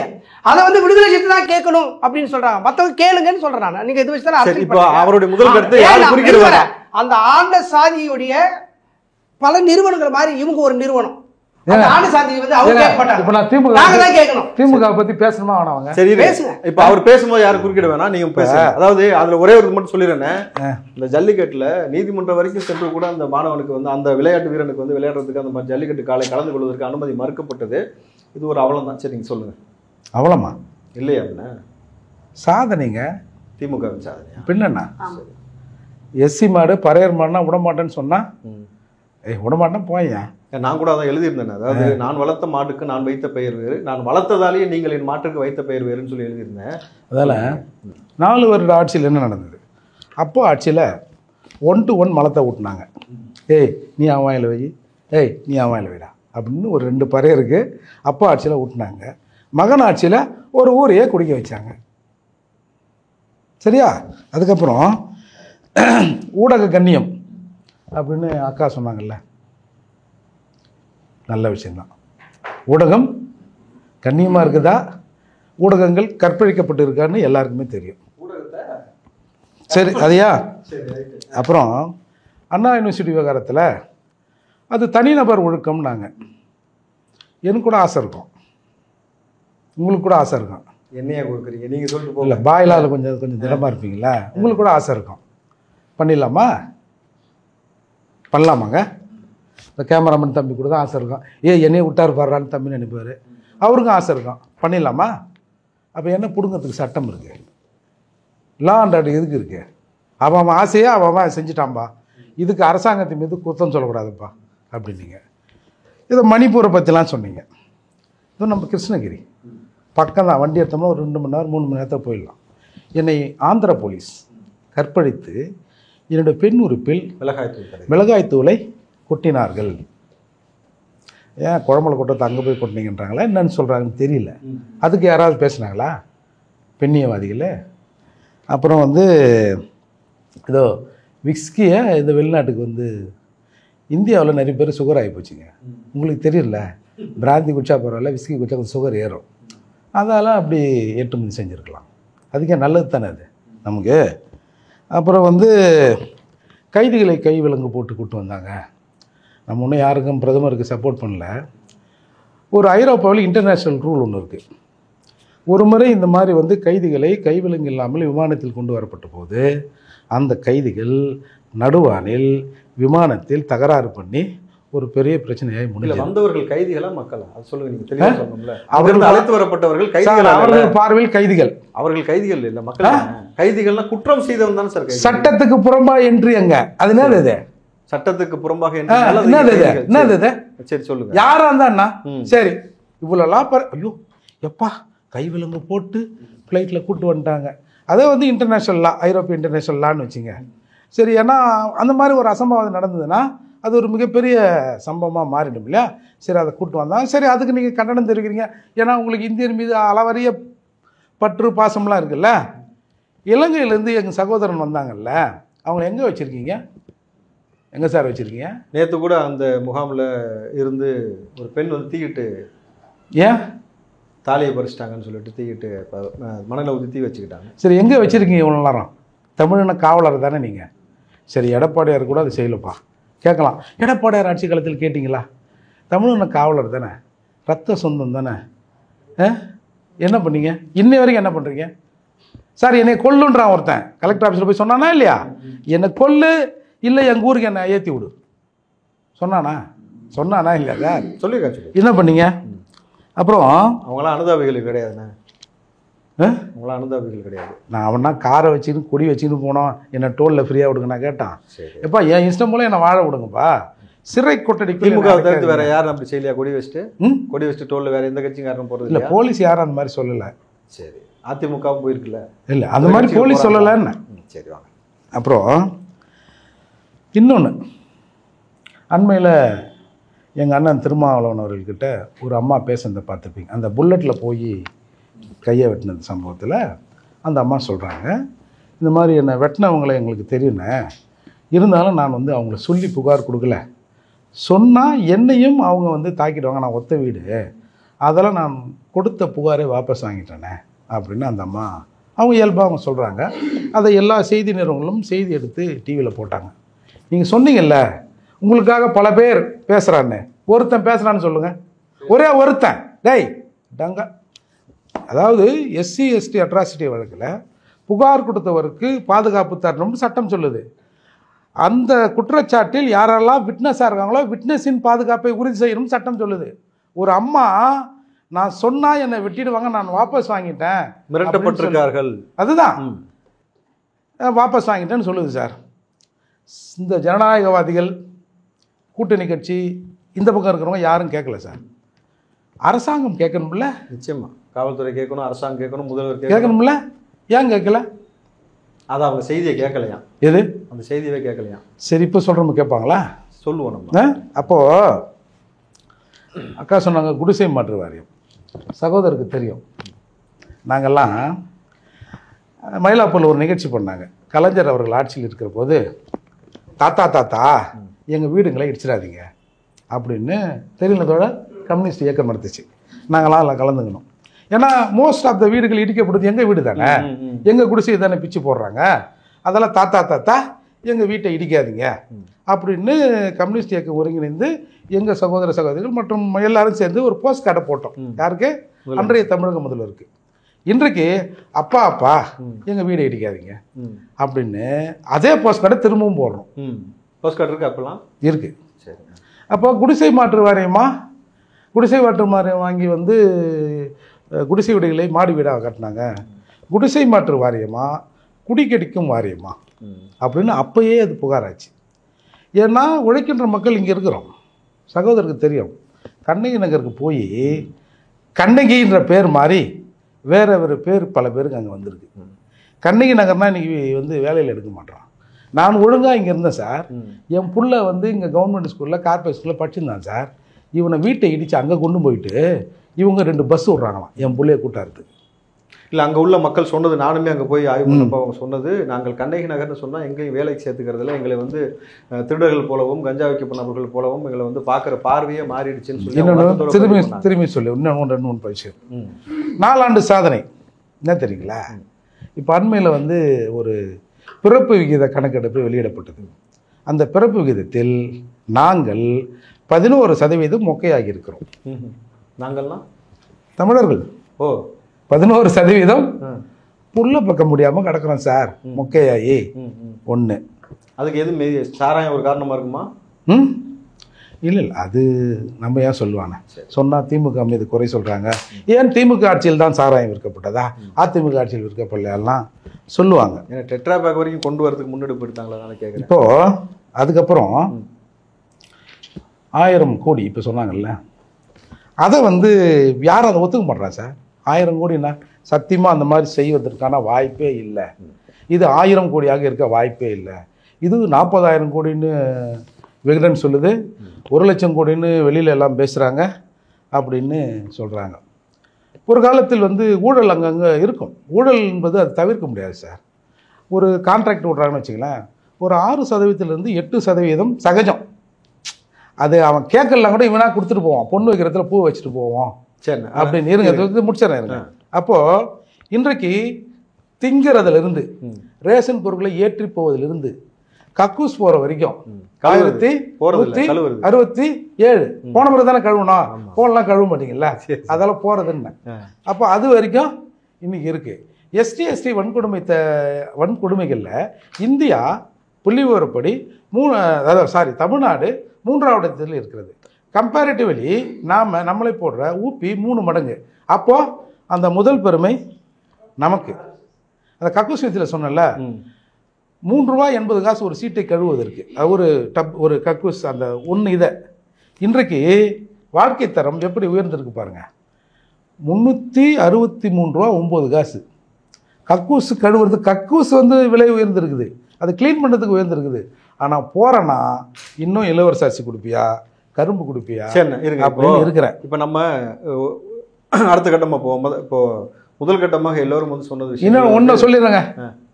திரள் நிதின்னா கடைசியில் பார்த்தா திருட்டு நிதியாகவே இருக்குது எல்லாம். சொல்கிறேன் கேட்க. ஆமாங்க, அதுதான் திரள் நிதின்னு திட்டிருந்தாங்க, அவங்கள பேசியிருந்தாங்கல்ல. இந்த பக்கம் பார்த்தா எல்லாமே திருட்டு நிதியாகவே இருக்க. இதுதான் சார் சாதனை.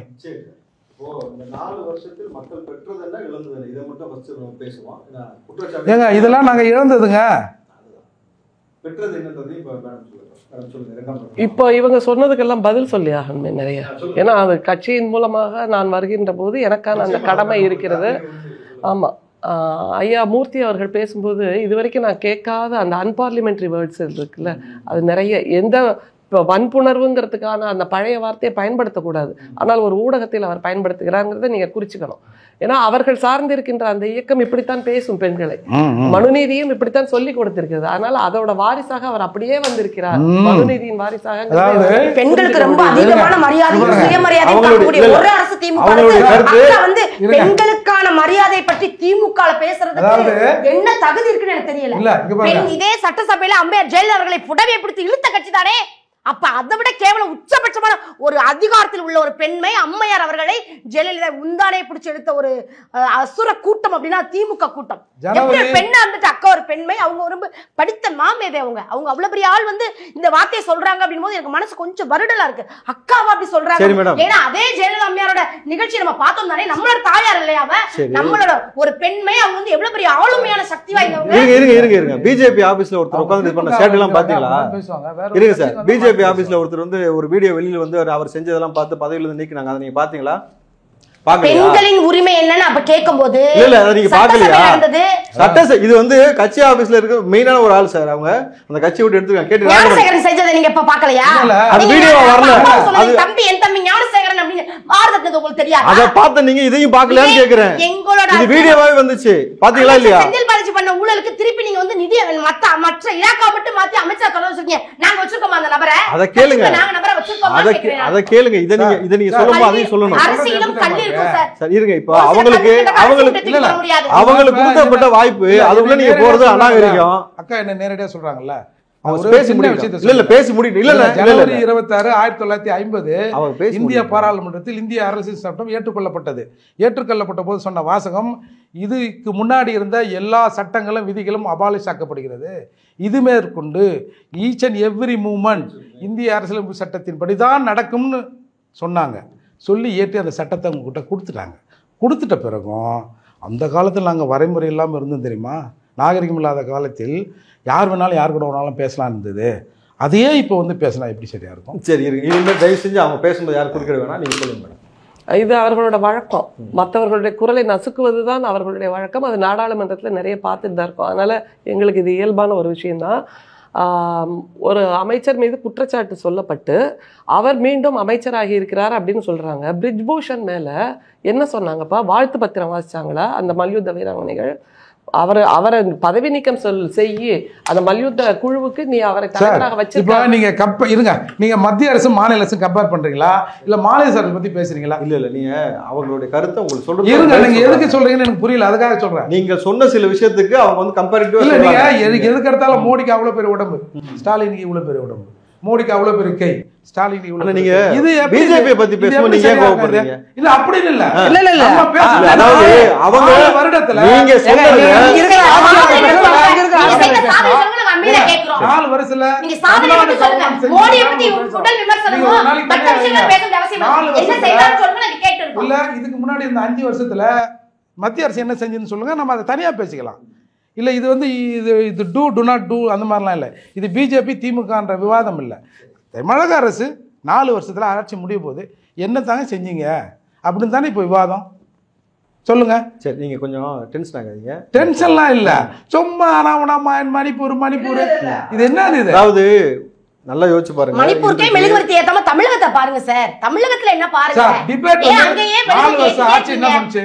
அதாவது நீங்க ஒரு சில விஷயங்களை அவங்க மேற்கோள் காட்டுறாங்க. நீங்க எப்படி ஒரு சில இல்ல விஷயங்களை நீங்க மேற்கோள் நீங்க காட்டுறீங்களோ 4 அவங்க வருஷம் ஆட்சி பேசுறாங்க. நான் வந்து டைரக்டா நேரடியா அண்ணே, ஆட்சிக்கு குறை சொல்றேன். அண்ணே, அவங்க ஏதாவது செய்திருந்தாங்கன்னு சொல்லுவாங்க. சொல்றேன். அண்ணே, ஏதாவது அதுக்கு மேல செய்திருந்தாங்கன்னு சொல்லுங்க சொல்லுவாங்க. சார். நடந்து சொல்லக்கூடாது. இங்க SST வன்கொடுமை தடுப்பு சாதனை சட்டம் செய்திருந்தாங்கன்னு சொல்லுவாங்க. அதான் வாபஸ் சொல்ல வாங்கிச்சுன்னா முடியல. உடனே நீங்க வந்து பீகார்ல வாங்கிச்சு, ஊபில வாங்கிச்சுன்னா வாங்கினா போறான், ஊபில இருக்கிறவன் பேசுறான். ஏன் இதுக்குன்னா சரி இருங்க, நீங்க சொல்லுங்க. இதுலயே அவர்கள் இந்த மாநில பிரிவினைவாதத்தை சொல்றாங்க பாருங்க. ஊபில ஒரு பிரச்சனைனா ஊபில இருக்கிறவன் பேசட்டும் ஆமா அப்படின்னா, நாங்க தானே நாங்கெல்லாம் பேசுறோம். இந்தியர்கள். தேவைப்பட்டால் இல்ல, நாங்க அது தனித்தமிழ்நாடு கோரிக்கை எடுப்போம். நான் பேசுறேன், நான் பேசுறேன். உங்களால தான் பேசுறேன் ராஜா. கொஞ்சம் நாகரிகமா இருக்கு சொல்லுங்க. இல்லைன்னா நான் இப்பவே வெளியில கிளம்பிடுறேன். இல்ல அவர் எது வேணும்? இல்ல நீங்க நீங்க அதை தவிர 56 இன்ச்சுன்னு சொன்னது நாங்க இல்ல, அவர் தான் தன்னைத்தானே கிளைம் பண்ணிக்கிட்டார். 56 இன்ச் தோள்கள் எனக்கு இருக்கிறது, நான் இந்தியாவை காப்பாற்றுவேன்னு சொன்னது பிரதமர். அவரோட வார்த்தையை தானே சரி, நாங்க திரும்ப நீங்க சொல்றோம். பேசுங்க, குறுக்கிட மாட்டேன். அதை தானே நாங்க திரும்ப சொல்றோம். இல்ல அவர் மேடம் நான் என்ன சொல்றேன், 4 வருஷத்துல நம்முடைய முதல்வர் பெரியாரின் பேரன் என்ன செஞ்சாரு அதான் அப்படிங்கிறதா இப்ப டிபேட். அதான் கேக்குறேன். அதை சொல்றதுக்கு தான் நீங்க சொன்ன குற்றச்சாட்டுகளுக்கு நான் பதில் பதில் சொல்ல வேண்டிய சொல்லிட்டு போறேன். கடமை சரி. எனக்கு இருக்கிறது. சொல்லுங்க. நான் அதை அப்படியே கடந்து போயிட முடியாது. அதை முதல்ல புரிஞ்சுக்கோங்க. நீங்கள் சார்ந்திருக்கின்ற கட்சி என்னெல்லாம் செய்திருக்கு, நாங்க அதுல இருந்து எப்படி மாறுபட்டு மக்களுக்கு நல்லது செய்திருக்கிறோம் சொல்றதுக்கு தான் நாங்களும் வந்திருக்கிறோம். அப்புறம் போஸ்ட் கார்டு போட்டோம், முந்தி தாத்தான்னு போட்டோம், இப்ப அப்பான்னு போடுறோம் அப்படின்னு. மூர்த்தி அவர்கள் கொஞ்சம் வெளியில போய் பார்க்கணும். நம்ம கடற்கரை ஓரத்தில் இருக்கின்ற அந்த வாழ்விட மேம்பாடு மையத்தின் மூலமாக நம்முடைய அரசு துறை எப்படிப்பட்ட மாடி வீடுகளை அந்த குடிசை வீட்டு வாசிகளுக்கு கட்டி கொடுத்திருக்கிறார்கள். அங்க அந்த பிளாட்ஃபார்ம் அவர்கள் என்னை கேட்பதை விட பக்கத்தில் இருக்கிறதோட பகல் உனக்கு கேட்கட்டும், எங்க வாக்கு உயர்ந்திருக்கா குறைஞ்சிருக்கா. அதானே, அது அவங்க பேச முடிக்கிட்ட இருங்க. இல்ல சும்மா பொய்யா சொல்லக்கூடாது இல்லைங்க. அது அவங்களுடைய உரிமைன்னு நீங்க அப்புறம் பொய் சொல்றது அவங்க உரிமையா? அது எதுவா இருந்தாலும் அவங்க உரிமை தான். மறுக்கிறது என்னோட உரிமை. அப்போ அப்ப உங்களுக்கு டைம் பாரத பிரதமரோட திட்டத்தை பூரா ஸ்டிக்கர் ஒட்டுறதா அவங்களோட உரிமையா? நான் பாரத குடிசை மாற்று வாரியம் பிரதமர் வந்து இப்ப முதல்வர் மு க ஸ்டாலின் அவர்கள் தான் உருவாக்கி தமிழக மக்களுக்கு பிரத்யேகமா கொடுத்திருக்காரா? அப்புறம் போஸ்ட் கார்டு மூலமா இப்படி கேட்டோம் அப்படிங்கிறாங்க. வாழ்விட மேம்பாட்டு துறை என்பது தமிழ்நாட்டில் இருக்கிறது. இவர் கேட்கிறாரு குடிசை மாற்று வாரியத்துக்கு எங்களுடைய தலைவர் தான் உருவாக்கினாரா அப்படின்னு. எங்களுடைய தலைவரின் தந்தை தான் உருவாக்கினார்ப்பா. நம்முடைய மாண்புமிகு முத்தமிழறிஞர் கலைஞர் ஆட்சி காலத்தில் தான் இந்த குடிசை மாற்று வாரியம் இந்தியாவிலேயே முதல் முறையாக உருவாக்கப்பட்டது.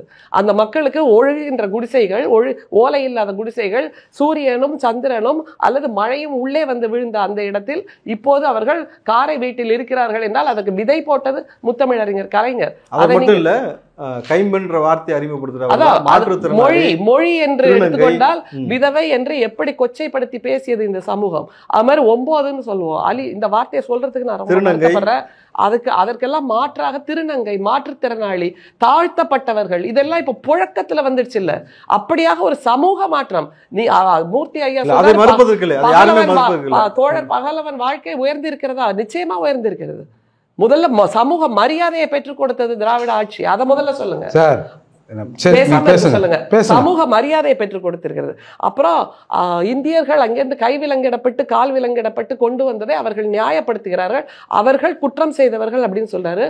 குற்றம் சாட்டப்பட்ட ஒரு கோல்வாக்கரை அந்தமான் சிறையில் வைத்திருந்த போது கூட ஆங்கிலேயர்கள் அவரை இப்படி கை விலங்கு கால் விலங்கு இடவில்லை, தனிமை சிறையில் தான் வைத்திருந்தார்கள். அவர் தான் அங்கிருந்து ஒரு புல்புல் பறவையில பறந்து வந்து இந்தியாவுக்கு வந்து தினமும் இந்தியாவை தரிசித்து விட்டு அங்க போனதாக அவர் கதை சொன்னார். அப்படிங்கிறது நமக்கு நல்லா தெரியும். வீட்டு சிறையில் இருந்தார். அதை தவிர இன்னொன்னு மிக முக்கியமா அந்த ரெய்டை பத்தி நிறைய பேசினாங்க. ஊழல்ங்கிறத சொன்னாங்க. அஜித் பவார் என்கின்ற அந்த மகாராஷ்டிர தலைவர் 70,000 கோடி ஊழல் செய்தார்னு பிரதமர் தான் சொன்னார். நான் சொன்னது எதுவுமே என்னோட கற்பனை இல்லை, பிரதமர் சொன்னதை வைத்து தான் நான் உங்களுக்கு சொல்கிறேன். 70,000 கோடி ஊழல் செய்தார்னு சொல்லிட்டு மறுநாள் அவர் கட்சியில போய் சேர்ந்த உடனே துணை முதல்வர் ஆக்கினாரா இல்லையா? அது எந்த விதத்தில் ஊழலை நியாயப்படுத்துகிறது?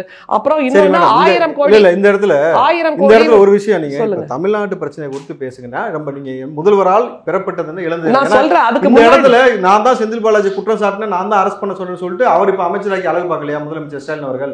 இது உங்கள் மீது இந்த குற்றச்சாட்டு. சரி, குற்றச்சாட்டை நிரூபியுங்கள். ஆ.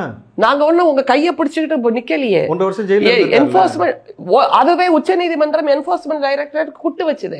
நீ யார் மேல வேணாலும் கேஸ் போட்டுற, அவங்கள தூக்கி ஒரு சிறையில வைக்கிற.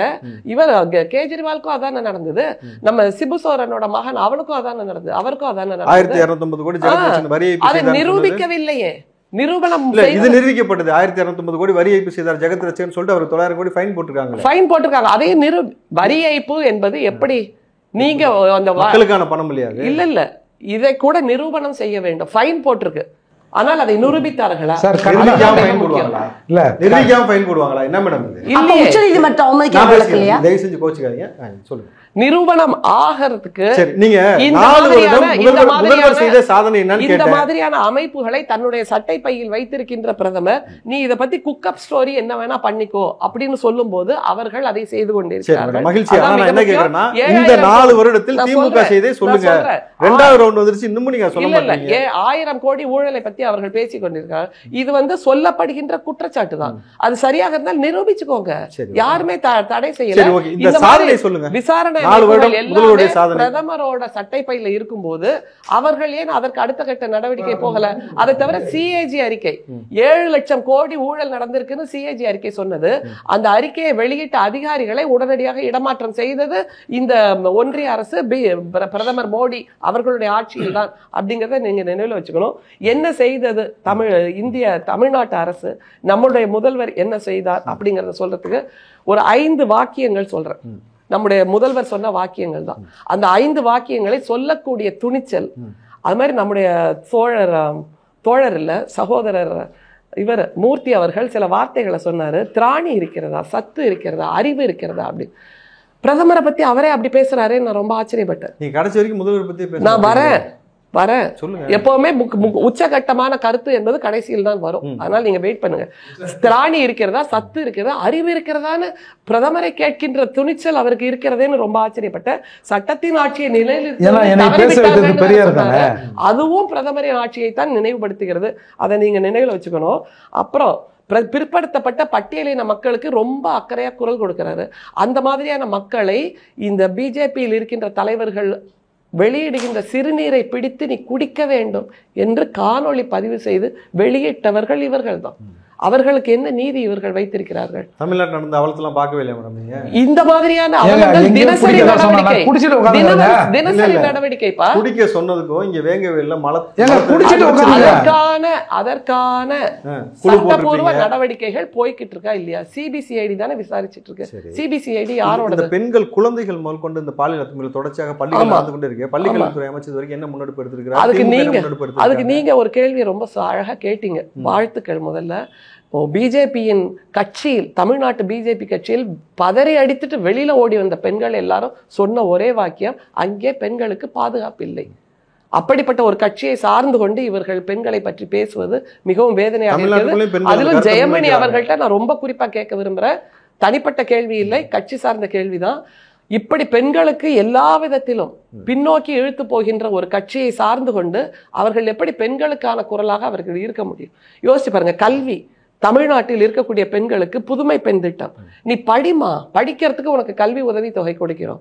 நீ பள்ளி கல்வியில் இருந்தா கூட உங்களுக்காக காலை உணவு திட்டம் கொடுக்கும். காலை உணவு திட்டம் என்பது வெறுமே அந்த குழந்தைகளுக்கு தட்டுல சோறு போடுறதுங்கிறது இல்ல. அந்த குழந்தையின் அப்பா அங்க நிம்மதியா வேலை பண்றாரு, அந்த குழந்தையின் அம்மா அங்க நிம்மதியா கூலி வேலைக்கு போறாங்கன்னா, இப்படியாக உணர்வெழுச்சி மிக்க ஒரு 70 வருடமா காலை உணவு கூட கொடுக்க முடியாத அளவுல தான் இல்ல 70 வருடமா அந்த பெண் ஆட்சி முறை நடந்தும் காலை உணவு பிள்ளைக்கு கொடுக்க முடியாத சூழல் தான். இதுக்கு நீங்க வருவீங்க, இதுக்கு நீங்க வருவீங்க, நீங்க சொல்லுங்கன்னு கேக்குறேன். இதுக்கு நீங்க வருவீங்க. சரியான அதே மாதிரி அவர்களுக்கு காலை உணவு ஒரு தடவை கொடுத்துருங்க. சொல்லணும் சார்.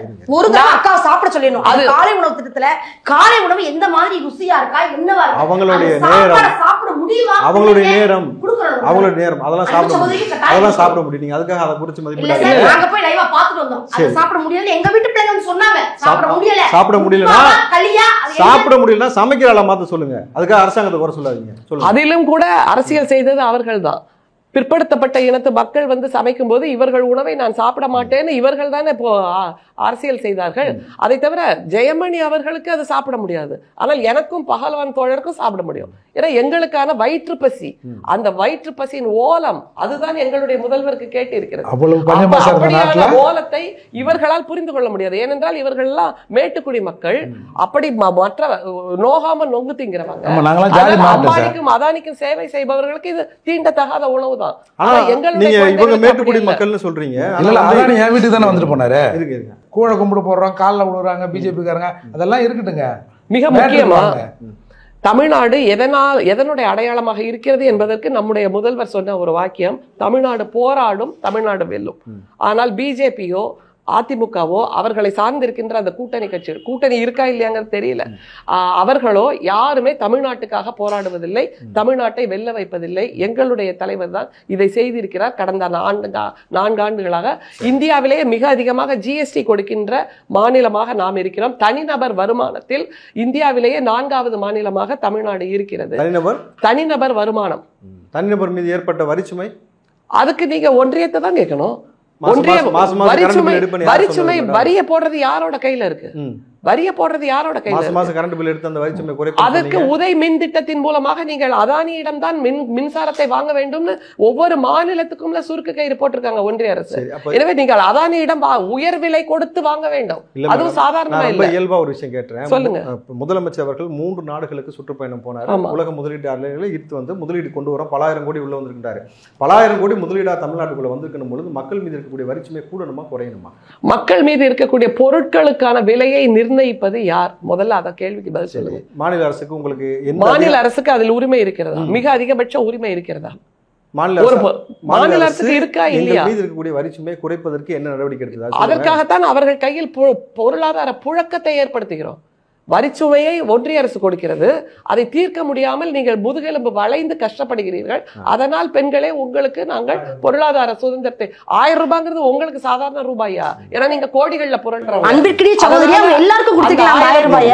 அந்த 1000 ரூபாய் எல்லாருக்கும் கொடுத்திருக்காங்களா? எல்லாருக்கும் தான். பிஜேபியில் இருக்கின்ற பெண்களும் அதை வாங்குகிறார்கள். அக்காக்கு தெரியல நினைக்கிறேன். அன்பானவங்க அக்கா வந்து படிச்ச ஒரு அவங்க பெரிய படிச்சிருக்கவங்க. நேரம் வரும்போது நீங்க பேசுங்க, இல்லாட்டி கட் பண்ணிடுவோம். அது மாதிரி இளைஞர்கள் நாட்டுல பாதி பேரை பிச்சைக்காரங்க வச்சுறாங்க. நாங்க வந்து கோவப்படுறோம். நீங்க எல்லாரையும் சரி 1000 ரூபாயை இவ்வளவு மோசமாக பேசுகிறார்கள். மகாராஷ்டிரா தேர்தல்ல 1500 ரூபாய் உரிமை தொகையை கொடுத்தார்கள். நேரம் ஜாஸ்தியா போயிட்டு இருக்கு. நீங்க முதல்வர் என்ன செஞ்சாருன்னு சொல்லுங்கன்ற. நீங்க மறுபடியும் அங்க போறீங்க. இந்த ஒரே ஒரு திட்டத்தையே எடுத்துக்கோங்களேன். நான் வேற எங்கேயும் போகல. நான் பேசுறது எல்லாமே இந்த சான்றுகள்னா நீங்க கோடிகளை சொல்றதா சான்றுகள் நினைக்கிறீங்க. அப்படி இல்ல. இப்படியான ஒரு சமூக பாதுகாப்பு, சமூக வளமை கொடுத்திருப்பதே எங்களுடைய ஆட்சி. இந்த தமிழை பாதுகாப்பதற்கு முதலமைச்சர் இல்ல, நான் இது கேட்கிறேன். ஏன்னா அந்த மும்மொழி கொள்கை பிரச்சனை ரொம்ப பெருசா போகுது. தமிழை காப்பாற்றுவதற்காக 12ஆம் வகுப்பு வரை மாணவர்களுக்கு தமிழ் பாடம் கட்டாயமாக படிக்கணும்னு சொல்லி அரசாணை வெளியிடுவீர்களா? வெளியீடு தமிழ் கட்டாயமாக்கப்பட வேண்டும் என்று அரசாணை வெளியிட்டது முத்தமிழறிஞர் கலைஞர். பொறியியல் கல்லூரி, மருத்துவ கல்லூரிகள்லாம் தமிழ் படிக்க வேண்டும் அப்பவே கொடுத்து. ஆமா, அரசு பள்ளிகள்ல இருக்கு. அரசு பள்ளிகள்ல இருக்கு. அதே போல நீட்டுக்கு வந்து பயிற்சி வந்து இலவசமாகவே சொல்லிக் கொடுக்கணும்னு சொல்லி ஒரு அரசாணை வெளியிடுவீங்களா? நாங்க வெளியிட தயார். நீட்டுக்கான பயிற்சியை அரசு நிறுவனங்களை செய்து கொண்டிருக்கின்றன. நீட்டை ஒழிப்பதற்காக நாங்கள் போராடுகிறோம். ஆனால் அந்த போராட்டம் வெற்றி அடையும் வரைக்கும் உங்களுக்கான பயிற்சியை நாங்கள் கொடுக்கிறோம் என்று அரசே பயிற்சியை அரசாணை வெளியிட்டுள்ளதா? அரசு பயிற்சியை கொடுத்துட்டு இருக்கு. அரசாணை வெளியிட்டதா? இது மாதிரி செய்யறோம் சொல்லிருக்காங்களா? அரசு பயிற்சியை கொடுத்துட்டு இருக்கு. நீட்டுக்கான பயிற்சி, உயர்கல்விக்கான பயிற்சி, எல்லாவற்றும் அது மாதிரி குடிமை பயிற்சிக்கான, குடிமை தேர்வுக்கான பயிற்சி எல்லாவற்றையும் அந்த 4 முதல்வன் திட்டம் மூலமாக திட்டம் மூலமாக கொடுத்துக்கிட்டு தான் தான் இருக்கு. அது மாதிரி 1000 ரூபாய் உரிமை தொகையை பேசினீங்க. மகாராஷ்டிராவில் பிஜேபி ரொம்ப நேரம் நீங்க எடுத்துக்கிட்டீங்க. தில்லியில தேர்தலை வென்றது 2500 ரூபாய் தேர்தல் அந்த உரிமை தொகையால. ரேவடி கல்ச்சர் என்று பிரதமர் கேலியாக பேசிய அந்த ரேவடி கல்ச்சரை தான் நம்முடைய தமிழ்நாட்டிலிருந்து காப்பி எடுத்து நீங்கள் பிஜேபி ஆளுகின்ற மாநிலங்களில் செயல்படுத்தி கொண்டிருக்கிறீர்கள் புரிஞ்சுக்கோங்க. தமிழ்நாட்டு முதல்வரை தவிர வேறு யாருக்கும் பிஜேபியின் பாசிச நடவடிக்கைகளுக்கு எதிராக ஒட்டுமொத்த இந்தியாவை திரட்டுவோம்னு சொல்லக்கூடிய வல்லமை இருக்கிறதா? பதவி சுகத்துக்காக ஒன்றிய அரசிடம் அடிபணியும் அடிமை கூட்டமல்ல நாங்கள் என்று சொல்லுகின்ற வல்லமை இருக்கிறதா? இப்படி தமிழர்களை முதுகெலும்போடு நிமிர்த்தி வைத்திருக்கின்ற ஒரே மாநிலம் நம்முடைய மாநிலம் தான், எங்களுடைய தலைவர் தான். அதற்காக என்ன கோடிகள் கொடுத்தார், என்ன மாதிரி திட்டங்கள் நீங்க சொல்வீங்க? போதும் மேடம், ரொம்ப நேரம் ஆயிடுச்சு சார். நீங்க உங்களுடைய இரண்டாம் கட்ட நிறைவாக நீங்கள் உங்களுடைய கருத்து பதிவு செய்யுங்க சார். இந்த 4 வருஷத்துல மக்கள் இதை பெற்றிருக்கார்கள், இதை பெறவில்லை, இதனால் இந்த ஆட்சி நன்றாக இருக்கிறதுனா எதை சொல்லுவீங்க சார்? இந்த 4 ஆண்டுகள் விடுதலை சிறுத்தைகள் கூட்டணியில் இருக்கிறதுனால நாங்கள் சார்ந்து இருக்கிற, அதாவது புதைக்கப்பட்ட வரலாற்றை மீட்டு எடுத்து வந்திருக்கிறோம். அது என்னன்னு கேட்டிங்கன்னா, தாத்தா ரெட்டமலை சீனிவாசன் மணி மண்டபம், அயோத்தாசருக்கு மணி மண்டபம், இளைய பெருமாளுக்கு மணி மண்டபம், இவங்கெல்லாம் இந்த சமூகத்தில் இன்னும் சொல்லப்போனால் தமிழ் தேசியம் சொல்கிறாங்களே, இங்கே இந்த தமிழ் தேசியத்துக்கு முப்பாட்டனா இருந்தவங்கலாம் அவங்க தான். திராவிட அரசியலுக்கு சொந்தக்காரர் யாருன்னா அவங்க தான். இந்த வரலாறுலாம் இன்றைக்கி யார் போய் பேசியிருக்காருன்னா விடுதலை சிறுத்தை சட்டமன்ற உறுப்பினர் தான் பேசியிருக்கிறாங்க. அதனுடைய அடையாளமாக புதைந்ததை எடுத்து மணிமண்டபங்கள் இவங்க தான் பண்ணியிருக்காங்கன்ற ஒரு சான்றை நாங்கள் இன்றைக்கி முதல்வரிடத்தில் சொல்லியிருக்கிறோம். முதல்வர் அதுக்கு செவி சாய்த்து அவங்கள அடையாளப்படுத்த வேண்டும் என்ற அடையாளத்தை பெற்று தந்திருக்கிற மகிழ்ச்சி எங்களுக்கு இருக்குது. அதனால் சில பிழைகள் இருக்கிறது, அதை நாங்கள் இல்லைன்னா மறுக்கவும் கிடையாது. நான் திரும்பவும் அதே இடத்துக்கு தான் வரேன். இது நான் நீங்கள் என்ன பண்ணுறீங்கன்னா, ஒரு அரசியல் பார்வையோடு பார்க்குற அப்படி ஒரு இருக்குது. நான் அரசியல் பார்வையிலிருந்து மாற்றி மனிதநேய வளர்றதுக்கான முயற்சிகளை மேற்கொள்ளணும். இப்போ ஒருத்தர் நான் உங்களை குற்றம் சுமத்ததோ நீங்கள் என்ன குற்றம் சுமத்ததோ இருக்கிறார், என்னோட நான் இங்கே மேடையில் எப்படி ஒன்றா மெருகூட்டு பேசிட்டு போயிட முடியும், எதுவாலும் மெருகூட்டு பேச முடியும். ஆனால் நடைமுறை அது இல்லை. நடைமுறையில் தேங்கி கிடக்கிற அந்த அழுக்கு நீரை அகற்றுவதற்கான வேலை என்ன, அதுக்கான முற்படணும். அதை நம்ம பொதுவாக பேசணும். குறைத்து பேசினா அது எடுபடாது. அதுதான் நான் சொன்னேன். நான் பாதிக்கப்பட்ட மக்களுக்கு ஆமா அவங்களோட நிக்கணும், அந்த மனநிலையை உருவாக்கணும். அதை தான் சொன்னேன். இந்த மேடையில் தான் இது மாதிரி பேசுறதுக்காக வந்திருக்கிறோம். பேசுறதுக்கு இதுவே கிடைக்காதது. இன்னைக்கு பார்த்தீங்கன்னா, விடுதலை சிறுத்தைகள் தோன்றிய பிறகுதான் அம்பேத்கர் படத்தை பாய்க்கில் வச்சுட்டு போற ஒரு நிலை வந்திருக்கு. அந்த கம்பீரம் வந்திருக்கு, அந்த கோபம் வந்திருக்குது. என்றைக்கு அம்பேத்கர் சிலைகள் கூண்டிலிருந்து அகற்றப்படுகிறது அன்றைக்கு தான் நம்ம முழுமையான சார். அது எப்படி வேணா சொல்லிடலாம் சார், எப்படி வேணா சொல்லிடலாம். இப்போ கூட ஒருத்தர் மாநாடு நடத்துறாரு, அதுக்கு பேர் சமூக நீதி பேர், சமூக நீதியெல்லாம் வர வைக்கிறேன் பேர். அதை நடத்துறது யாருன்னு சொன்னால் வன்னியர் சங்கம்னு சொல்கிறாரு. சமூக நீதி சொல்கிறாரு, எல்லாம் சொல்கிறாரு, பேர் வன்னியர் சங்கம் நடத்துதுன்னு சொல்கிறாரு. அப்போ இதுதான் முரண். அவங்க நடத்துகிற நிகழ்ச்சி நல்ல நிகழ்ச்சி, அதில் வைக்க போகிற கோரிக்கை நல்லதாக இருக்கலாம். ஆனால் நீங்கள் சொல்கிற எங்கே முடிக்கிறீங்க, அதை அங்கே முடிக்கும் போது முரண் ஆகுது, மறுபடியும் தொடக்கத்தில் முரண் வருது. அப்போ இது மாதிரிலாம் பேசாதீங்க. அரசியல் என்றது மக்களை சீர்திருத்தப்படுத்துவதற்கே தவிர மக்களை சிக்கலுக்குள் ஆக்குவதற்கு கிடையாது, வெட்டிக்கிட்டு சாகிறதுக்கு கிடையாதுன்றது தான் விடுதலை சிறுத்தை பார்வையாக இருக்குது. எனக்கு பேச தெரியாதா? ஒருமையில் எல்லாரையும் பேச தெரியும். எங்கள் தலைவர் எவ்வளோ பேர் கொச்சப்படுத்தி பேசுகிறான், நாங்கள் எங்களால் பேச முடியாதா? நானும் அவனை இவனை பேச முடியும். அந்த நாகரிகத்தை, அந்த அநாகரிகத்தை, அநாகரிகமான பேசக்கூடாதுன்றதை எங்கள் தலைவர் கற்று தந்துக்கிறார். அதனால் புரட்சியாளர் அம்பேத்கர் கோபக்காரர், அவர் ரொம்ப கோபக்காரர். ஆனாலும் அவர் சட்ட ரீதியாக எல்லாத்தையும் இன்றைக்கு சட்டப்படுத்தி வைத்திருக்கிறார். அவர் நினைச்சிருந்தா அவர் படிக்க விடல. இது மாதிரி வேற என்ன சார் இந்த சமூகத்தில் நம்ம பெற்றது? இந்த ஆட்சியில் சமூகத்தில் மாற்றம் வேணும் தான் நான் நினைக்கிறேன் சார். நான் பெற்றதா நான் முழுமை அடையல நினைக்கிறேன். நினைக்கல, நான் முழுமை அடையல. இதுதான் உண்மை. இந்த ஆட்சின்றது இல்லை எனக்கு முழுமை அடையவில்லை. அடையிறது குடிசை மாற்று வாரியம் கூட இருக்குங்களா? அந்த குடிசை மாற்று வாரியத்துல எங்களுக்கு முரண் இருக்கு. நீ முதல்ல எங்களுக்கே நீங்க குடிசை தரீங்கன்னு கேட்கறேன். எங்களுக்கே வீடு கட்டி தரீங்க, எங்களுக்கு எதுக்கு இலவசம் தரீங்கன்னு கேட்கறாள். நான் எனக்கு எதுக்கு நீ இலவசம் தர? இந்த பொருளாதாரத்தை மேம்படுத்து, வேலை வாய்ப்பை நீங்க சட்ட ரீதியா கொடுங்கன்ற. நான் சட்டத்தை மீறி எங்களுக்கு எதுவுமே செய்யாதீங்கன்றேன். நான் உங்க கூட்டணியில் இருக்கிற எனக்கு வாரி குத்து நான் கேட்கல. எனக்கு சட்டம் என்ன சொல்லுதோ அதை கொடுங்க. நீங்க அதையே கொடுக்க மறுக்கிறீங்கன்றதான் எங்களுடைய கேள்வியா இருக்கு. இன்னொன்னு பாத்தீங்கன்னா, இந்த உலகத்துல தமிழ்நாட்டில், குறிப்பா தமிழ்நாட்டிலே வச்சுக்குவோம், நீங்க தான் வேற எங்க போக கூடாது. தமிழ்நாட்டிலேயே எல்லாருக்கும் சொத்து இருக்குது, ஒரு தரப்பு மட்டும் சொத்து இல்லை. அப்ப இவங்க சொத்துல அது எப்படி இருந்திருப்பான்? மனிதனா பிறந்திருப்பான். அப்போ இவங்க சொத்துலாம் யார்கிட்ட இருக்கு? அப்போ இப்போ பஞ்சமலையில் வருது, இந்த பஞ்சமலை தான் யார்கிட்ட இருக்கு? அதை நீங்கள் உண்மையானவங்க எடுத்து கொடுக்கல. மற்றவங்க யாரும் ஏன் பேச மாட்டேறீங்க? இந்த கேள்வியெல்லாம் இருக்கு எங்களுக்கு. ஆனா இதை கூட பேசுறதுக்கு எங்களுக்கு இப்பதான் அந்த சிறு துரும்பு கிடைச்சிருக்கு. ஆனா அதுக்குள்ளே இவங்க என்ன சொல்றாங்கன்னா, குறிப்பா எங்களை சார்ந்தவங்களே பல பேர் என்ன சொல்லுவாங்கன்னா, அவங்க முட்டு குத்துக்கிறாரு, கிட்ட குத்துக்கிறாரு, தூக்கி பிடிச்சி இருக்கிறாரு, போகவே முடியாது இருந்தோம்னா போயிருக்கிறோம்ல. இப்போ மெல்ல மேலே தானே போக முடியும், ஒரு படி காலை வச்சு தானே மேலே போக முடியும். நேராக நான் மேலே போயிட்டு வேணும்னு சொன்னா எப்படி முடியும்? அந்த இடத்துல இல்லையே. நம்ம உளவியலா பாருங்க, பானையில இருந்தா தானே சார் அகப்பில வரும். பானையிலே இல்லாம அகப்பியை விட்டு திரிக்கிறதா எப்படி கிடைக்கும்? அதுதான் சொல்றேன். இப்பதான் நம்ம வந்து அந்த அகப்பியை கூட போடுறதுக்கு கத்துக்கிட்டு இருக்கோம். அதுதான் இப்பதான் பார்வை வருது, மெல்ல மெல்ல வரும். அந்த நம்பிக்கை இருக்குது. இவங்க தருவாங்க அவங்க தருவாங்க நம்பிக்கை இல்லை, நாங்கள் வருவோம் என்ற நம்பிக்கை எனக்கு உறுதியாக இருக்கிறது. அது வரைக்கும் காத்துக்கிட்டு இருக்கிறேன். மேடம், உங்களோட நிறைவான கருத்து? நிறைவா என்ன சொல்றேன் சார், நீங்க என்ன கேட்டீங்கன்னா 4 ஆண்டுகள்ல வந்து திமுக என்ன சாதனை பண்ணுச்சு அப்படின்னு, மக்கள் பெற்றது என்ன அப்படின்னு நான் சொல்வேன் சார். அருமையான ஒரு ஆட்சி, மக்கள் வந்து பிரலாய்க்கக்கூடிய ஒரு ஆட்சி அப்படின்றதான் திமுக. வீதிக்கு ஒரு டாஸ்மார்க், அற்புதமான ஒரு விஷயம். அது வந்து வெறும் திமுக தான் கொண்டு வந்துச்சா? பிரத்யேகமா பெண்களுக்கு ஒரு டாஸ்மார்க். இல்ல, நீங்க திமுக ஆட்சி காலகட்டங்களுக்கும் திமுகவோட ஆட்சி காலகட்டத்துக்கும் டாஸ்மார்க் கடைகள் எண்ணிக்கையை நீங்க கணக்கெடுங்க.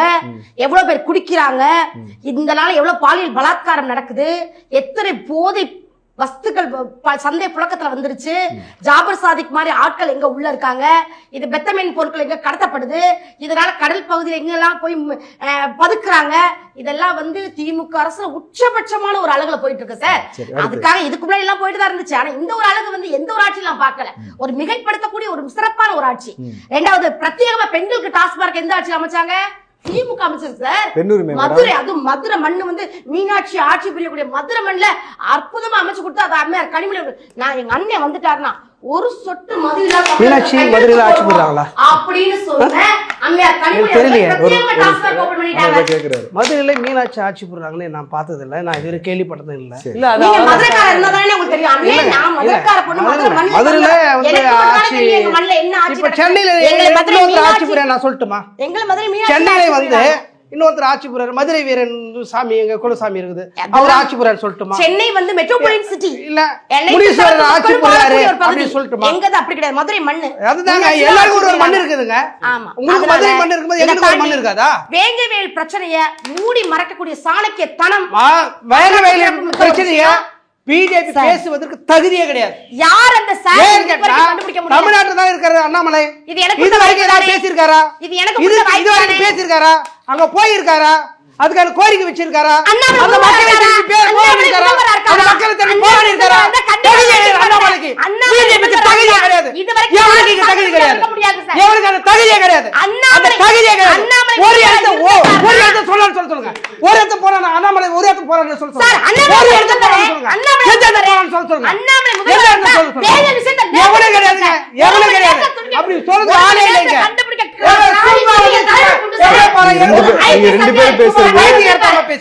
அரசியல் பேசுங்க, அரசியல் பணம் செய்து அண்ணாமலைக்கு ஏதாவது பேசியிருக்காரா? ஒண்ணு இவரு 1000 கோடி எடுத்துறாரு, இவரு 2000 கோடி எடுத்துறாரு.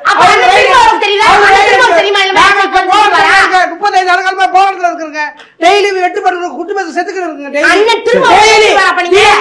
தினந்தோறும் விடுதலை சிறுத்தை தலைவரை பார்க்கக்கூடியவர்கள், குறிப்பா ஒடுக்கப்பட்ட மக்கள் தலைவராக இருக்கிற எங்க சமூகத்தை சார்ந்த, நான் அப்படியே வந்துடுறேன், நேரடியாக வந்துடுறேன். எங்க சமூகத்தில் தலைவர்கள் அத்தனை பேரும் ஒரு நாள் நிம்மதியான செய்தி கேட்டு காதல கேட்டது கிடையாது. யாராவது உங்கள் வழி எனக்கு புரியுது. எங்களுடைய தலைவர் ஒரு நாளும் ஒவ்வொரு வழியை சுமந்து கொண்டே இருக்கிற, ஒவ்வொரு நாளும். அது அண்ணாமலைக்கு இருக்குதா? எடப்பாடி பழனிசாமி இருக்குதா? வேற இருக்காத மாதிரி இன்னொருத்தவங்க கட்டி வச்சு கோட்டைகள் உள்ள வந்துடுறோம். மெல்ல மெல்ல ஒரு இன்ச்சு பை இன்ச்சா வந்துருக்கிறோம். இது மறுக்கப்படாத, யாருடைய உதவி இல்லாமல், யாருடைய பின்னணி இல்லாமல் வந்தவர்கள் விடுதலை சிறுத்தைகள். மத்தவங்க யாரும் போட்டதுக்கு நாங்க வரல, நாங்களே இழுந்து, நாங்களே நடந்து, நாங்களே வந்து நிமிந்து நிற்கிறோம். எங்களை எவனை நிமித்தி விடல. சரிங்களா? அது அண்ணாமலை வந்து இதுக்கு வந்து வேங்கவேலுக்கு போறாருனாரா? ஒரு செய்தி சொல்லுங்க, ஒரு செய்தி காட்டுங்க. உலக செய்தி உங்க கையில இருக்குல்ல, காட்டுங்க. சரி இருக்கு, இப்போ நீங்க சொல்லுங்க மேடம். சரி, இப்போ குறுக்கிட வேணாம். உங்களுடைய வழி உண்மையாலுமே உண்மையான வழி எங்களுக்கு புரியுது. அன்னை கோவப்பட வேண்டியது கூட அவங்களோட கூட்டணி தர்மத்துல தான் கோவப்படணும். அதெல்லாம் முக தலைவர் அவர்களை பார்த்து தான் கோவப்படணும். ஏன் மேல கோவப்பட்ட அண்ணே நான் என்ன செய்ய போறேன்? ஒரு தேசிய கட்சியோட மாநில தலைவரா இருக்கக்கூடிய இந்த விஷயத்துக்கு தீத்து விட்டுருவா. நான் வரவேற்கிறோம். சிவப்பு கம்பளம் விருது அண்ணன் திரும்பவும் பிஜேபிக்கு அழைக்கிறோம். வாங்க வந்து இருங்க, உங்களுக்கு என்ன வேணுமோ செஞ்சு தரக்கூடிய கூட்டணிக்கு வந்தால்தான் மக்கள் பிரச்சனை குறித்து பேசுவீங்களா? நாங்க வந்து ஒரு தலைவர் கூட்டணிக்கு வந்தா மட்டும் தான் மக்கள் பிரச்சனை பேசணுமா? அதான் உங்களுடைய வழி. பேசுவோம். இல்ல இருக்க ஆட்சி நீங்க ஆட்சியில இல்ல சாதாரண ஒரு மக்கள் பாதிக்கப்பட்டாங்கன்னா அது குரல் கொடுத்தாரா அப்படின்னு கேக்குறாங்க. சார் கொடுக்கலையா? நீங்க நல்லா பாருங்க, வேங்கவேல் பிரச்சனை பத்தி பேசல பாஜக காரர்கள் நிறைய போராடுறாங்க. நீங்களே எங்க சகோதரர்கள், நீங்க உங்களுக்கு ஒரு துன்பம் வேண்டாம் எங்களுக்கு எழுதப்பட்டதா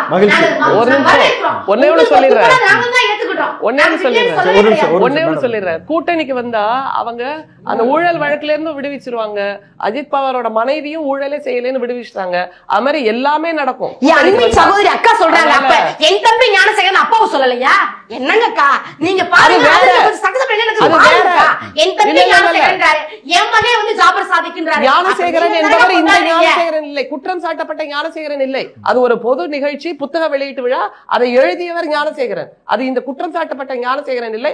அதனால உடனே அப்பாவு ஐயா சொன்னார்கள், என் தம்பி ஞானசேகரன் சொன்னா அது தவறாக பதிவு செய்யப்படும். ஆனால் இவர் எழுத்தாளர் ஆசிரியர் ஞானசேகரன் தெளிவுபடுத்தினார். அப்பாவு ஐயா அவர்கள் வந்து பேசுற ஒவ்வொரு வார்த்தையும் எப்படி அவை குறிப்பில் எடுத்துக்கப்படுமோ அது போல ஒரு பொதுமொழியில் பேசும்போது எடுத்துக்கப்படணும். உடனடியாக பிரகடனப்படுத்துறது தவறான வார்த்தை. இதை தாண்டி மருத்துவம் நாங்க வந்து அக்கா சொன்னாங்க, அன்பிற்குரிய சகோதரி சொல்லிட்டாங்க, மருத்துவம் வந்து நாங்க பெரிய இடத்துல நாங்க கொண்டு வந்துட்டோம். நாங்க வந்து முதல்வர் வந்து எல்லாருக்குமான மருத்துவத்தை கொடுத்திருக்காரு அப்படின்னா, சென்ற முறை ஒரு போன வாரத்துல ஐயா துரைமுருகனுக்கு உடல்நிலை சரியில்லைன்னு நான் நியூஸ் பார்த்தேன். நேரா அப்போலோ கொண்டு போயிட்டாங்க. ஏன் நீங்க நேரா அரசு மருத்துவமனை, எத்தனை அரசு மருத்துவமனையில் சென்னையில இருக்கு, கொண்டு போய் நீங்க அட்மிட் பண்ணி அது அவங்க சாய்ஸ், நம்ம அதை சொல்ல முடியாது. அது அவங்களுக்கான உரிமை. அமைச்சர்கள் பெருமக்கள் போய் பார்க்கணும் சார். இல்ல மேடம், நான் என்ன சொல்றேன், அரசாங்க மருத்துவமனையில குறைகள் இருக்குன்றது சுட்டி காட்டுங்க. பட் அதை நம்ம சொல்ல முடியாது. மருத்துவம் கிடைக்குது, அது ஒரு பெரிய ஆட்சியா நான் சந்தோஷம். சரி தேமணி, நான் உங்கள்கிட்ட ஒரே ஒரு விஷயத்துல குறிக்கிறேன். இவ்வளவு குரல் கொடுக்கிற நீங்க, பிரதமர் ஒரே ஒரு செங்கல் வாங்குறதுக்கு தான் நிதி வச்சிருந்தாரு. அடுத்த செங்கல் வாங்குறதுக்கு கூட அவர்கிட்ட நிதி இல்ல.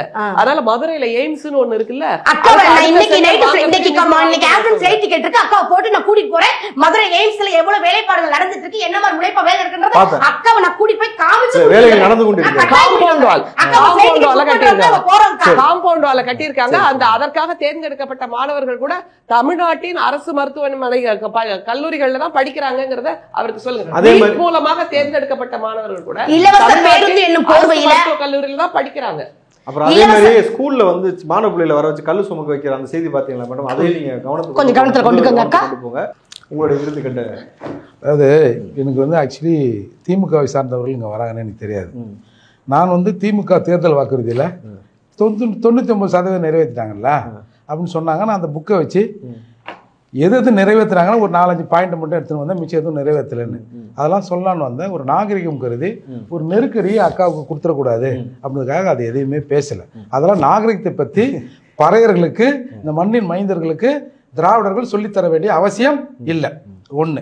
இன்னொன்று, இப்போ நம்ம இப்போ தோழர் சொன்னார்ல இந்த விமர்சனங்கள், அது எங்களுக்குள்ள பண்ணுற விமர்சனம். அண்ணன் தம்பி தான். இப்போ தம்பியை பார்த்து அண்ணன் வந்து அந்த நாய் வந்தால் செருப்பால் அடினாரு, நான் உடனே கோச்சிக்கிறேன்னா அது ஏன் கருத்தை நான் சொல்கிறேன். அது எங்களுக்குள்ள இருக்கிற விஷயம். என்னன்னா, திராவிட கட்சிகள் சேரிக்கு எதிரானவை, அதுவும் திமுக சேரியின் நிரந்தர எதிரி. ஒவ்வொரு தாழ்த்தப்பட்டவனையும் கருணாநிதிக்கு எதிராக திருப்ப வேண்டிய காலகட்டம் இதுன்னு எங்க அண்ணன் சொன்னார். அதையே இன்னைக்கு ஒவ்வொரு பட்டியல் சமூகத்துக்காரனையும் இந்த ஆட்சிக்கு எதிராக திருப்ப வேண்டிய காலகட்டம் இது அப்படின்னு சொல்ல வேண்டிய கட்டத்தில் தம்பி இருக்கிறேன். அதால எதுவுமே இஸ்லாமிய தீவிரவாதி என்ற வார்த்தையும் கலைஞர் எங்களுக்கு எதிராக பயன்படுத்திருக்காரு நான் பதிவு செய்யறேன். அதால எதுவுமே இங்க மாறல. அதுதான் எங்களுக்கு பிரச்சனை. அன்னைக்கு தம்பி பிரதமர் சொன்னார்ல, அதிகமாக பிள்ளை பெற்றுக் கொள்பவர்கள் யார சொன்னார்ப்பா? யார சொன்னாரு? கேளுங்க. உதாரணம் சொல்லிடுறேன் சார். ஒருத்தனை வந்து அது மாதிரி பாபர் மசூதி கரசேவைன்னு போயிட்டு கடப்பாறை சேவையா மாத்தினது யாரு சார்? இவர்களுக்காக குரல் கொடுப்பவர்கள் திராவிடர்கள் தான், திராவிட கட்சி தான். இஸ்லாமிய சிறை கைதிகளை விடுதலை செய்யறேன்னு சொன்ன பிறகும் விடுதலை செய்யறேன்னு திமுக அந்த பக்கம் சொல்லிட்டு 4 முறை நீங்க போய் அஃபிடவிட் தாக்கல் செய்றீங்க இஸ்லாமியர்களை விடுதலை செய்யக்கூடாதுன்னு. இது என்ன மாதிரி நடிப்பு? இது எவ்வளவு பேர் நடிப்பு தெரியுமா? அப்பட்டமா எங்களை நீங்கள் முதுகில் குத்து கொண்டு இருக்கிறீர்கள் திமுக. இதை நான் பதிவு செய்யறேன். இல்ல இதுக்கு இது ஒரு மிகப்பெரிய விவாதமா போகும். அடுத்து மாடு வீடு கட்டி தந்தோன்னு சொன்னாரு. இப்போ நானும் பகலவனும் அந்த சமூகம் தானே. போய் நீங்கள் மாடி வீட்டு கட்டி கொடுத்தீங்களா, அங்கே போய் ஒரு மைக்கு நீட்டுங்க. ஸ்டாலின் தான் வந்தார், நீச்சல் அடிக்க விட்டார். இதுதான் அந்த மாடி வீட்டின் இது. அதாவது நீர்நிலைன்னு எங்களை எடுத்து ஏரியில் வீடு கட்டி தரான் சார். நான் வந்து இங்கே மூட்டை தூக்குறேன், வண்டி ஓட்டுறேன், ஆட்டோ ஓட்டுறேன், ஏதோ கம்பெனியில் செய்கிறேன். இங்கே இருக்குது சார். என்னை 30 கிலோமீட்டர் தள்ளி அங்கே கொண்டு போய் போட்டு நான் 10 மணிக்கு வேலைக்கு வரவுடனே 7 மணிக்கு கிளம்புறேன். 7 மணிக்கு கிளம்பின உடனே என் புள்ள, என் வயசுக்கு வந்த புள்ள எல்லாம் வீட்டில் இருக்கு. அந்த நிலைமையெல்லாம் பேசலாமா? அப்போ அது என்ன திருமணம் ஆயிருக்கு? ஏன் வந்து கண்ணகி நகரில் ஏகப்பட்ட தற்கொலைகள் நடக்குது? ஏன் சிறு வயது திருமணம், சிறார் திருமணம் ஏன் கண்ணகி நகரில் நடக்குது? காரணம் அதுக்கு நாங்கள் இங்கே எங்கேயோ ஓடோ ரோடு வருமோ எங்கேயோ இருந்தோம், நிம்மதியாக இருந்தோம். எங்கள் சமூகம் இப்படி சீரழி இல்லையா? அப்போ எனக்கு அதுக்கான எரிச்சல் வருமா வராதா? இவங்க சொன்னாங்கன்னா வெள்ளைக்காரன் கண்ணியமாக நடத்துகிறான். சரி, வெள்ளைக்காரன் கண்ணியமாக ஒரு 12 லட்சம் ஏக்கர் பஞ்சமி நிலங்களை வந்து எஸ்சிகளுக்கு கொடுத்தாங்க.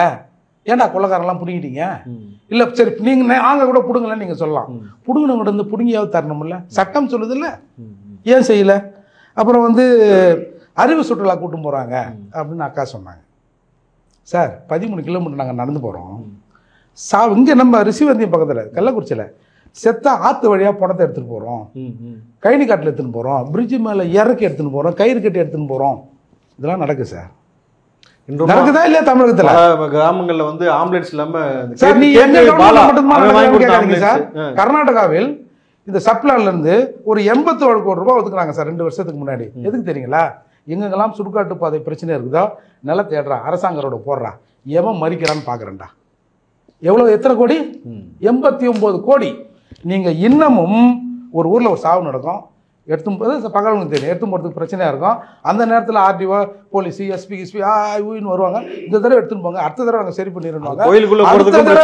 சாகிற போதும் சார் கோயிலை விடுங்க சார், போகிறோம் போல சார், நான் போன உடனே என்னப்பா ஒரு 1000 எடுத்துன்னு போப்பா அப்படின்னு முதல்வர் மாதிரி சாமி கொடுக்க போது இல்லை.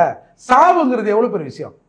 ஆனால் ஒரு முறை சாவு நடக்கிற போதும் இந்த மாதிரி சொல்லிட்டு அடுத்த முறை சாவு நடக்கிற போது இல்லை. இந்த இடத்துல கூடுதலாக ஒரு நிகழ்ச்சியை பதிவு பண்ணோம். இந்த வேங்க வயலில் இப்போ ஊருக்குள்ளே யாரும் போக விடாமல் ஒரு போலீஸை வந்து இறக்கியிருந்தாங்க. அந்த நேரத்தில் ஒரு நபர் இறந்து போன பொழுது உறவுகள் யாரும் போக முடியாமல் அந்த பிணங்கள் வந்து ரோட்டில் கடத்தப்பட்டதுன்றது ரொம்ப வலி சார்ந்த ஒரு விஷயமாக இருக்கிறது இந்த ஆட்சியில்.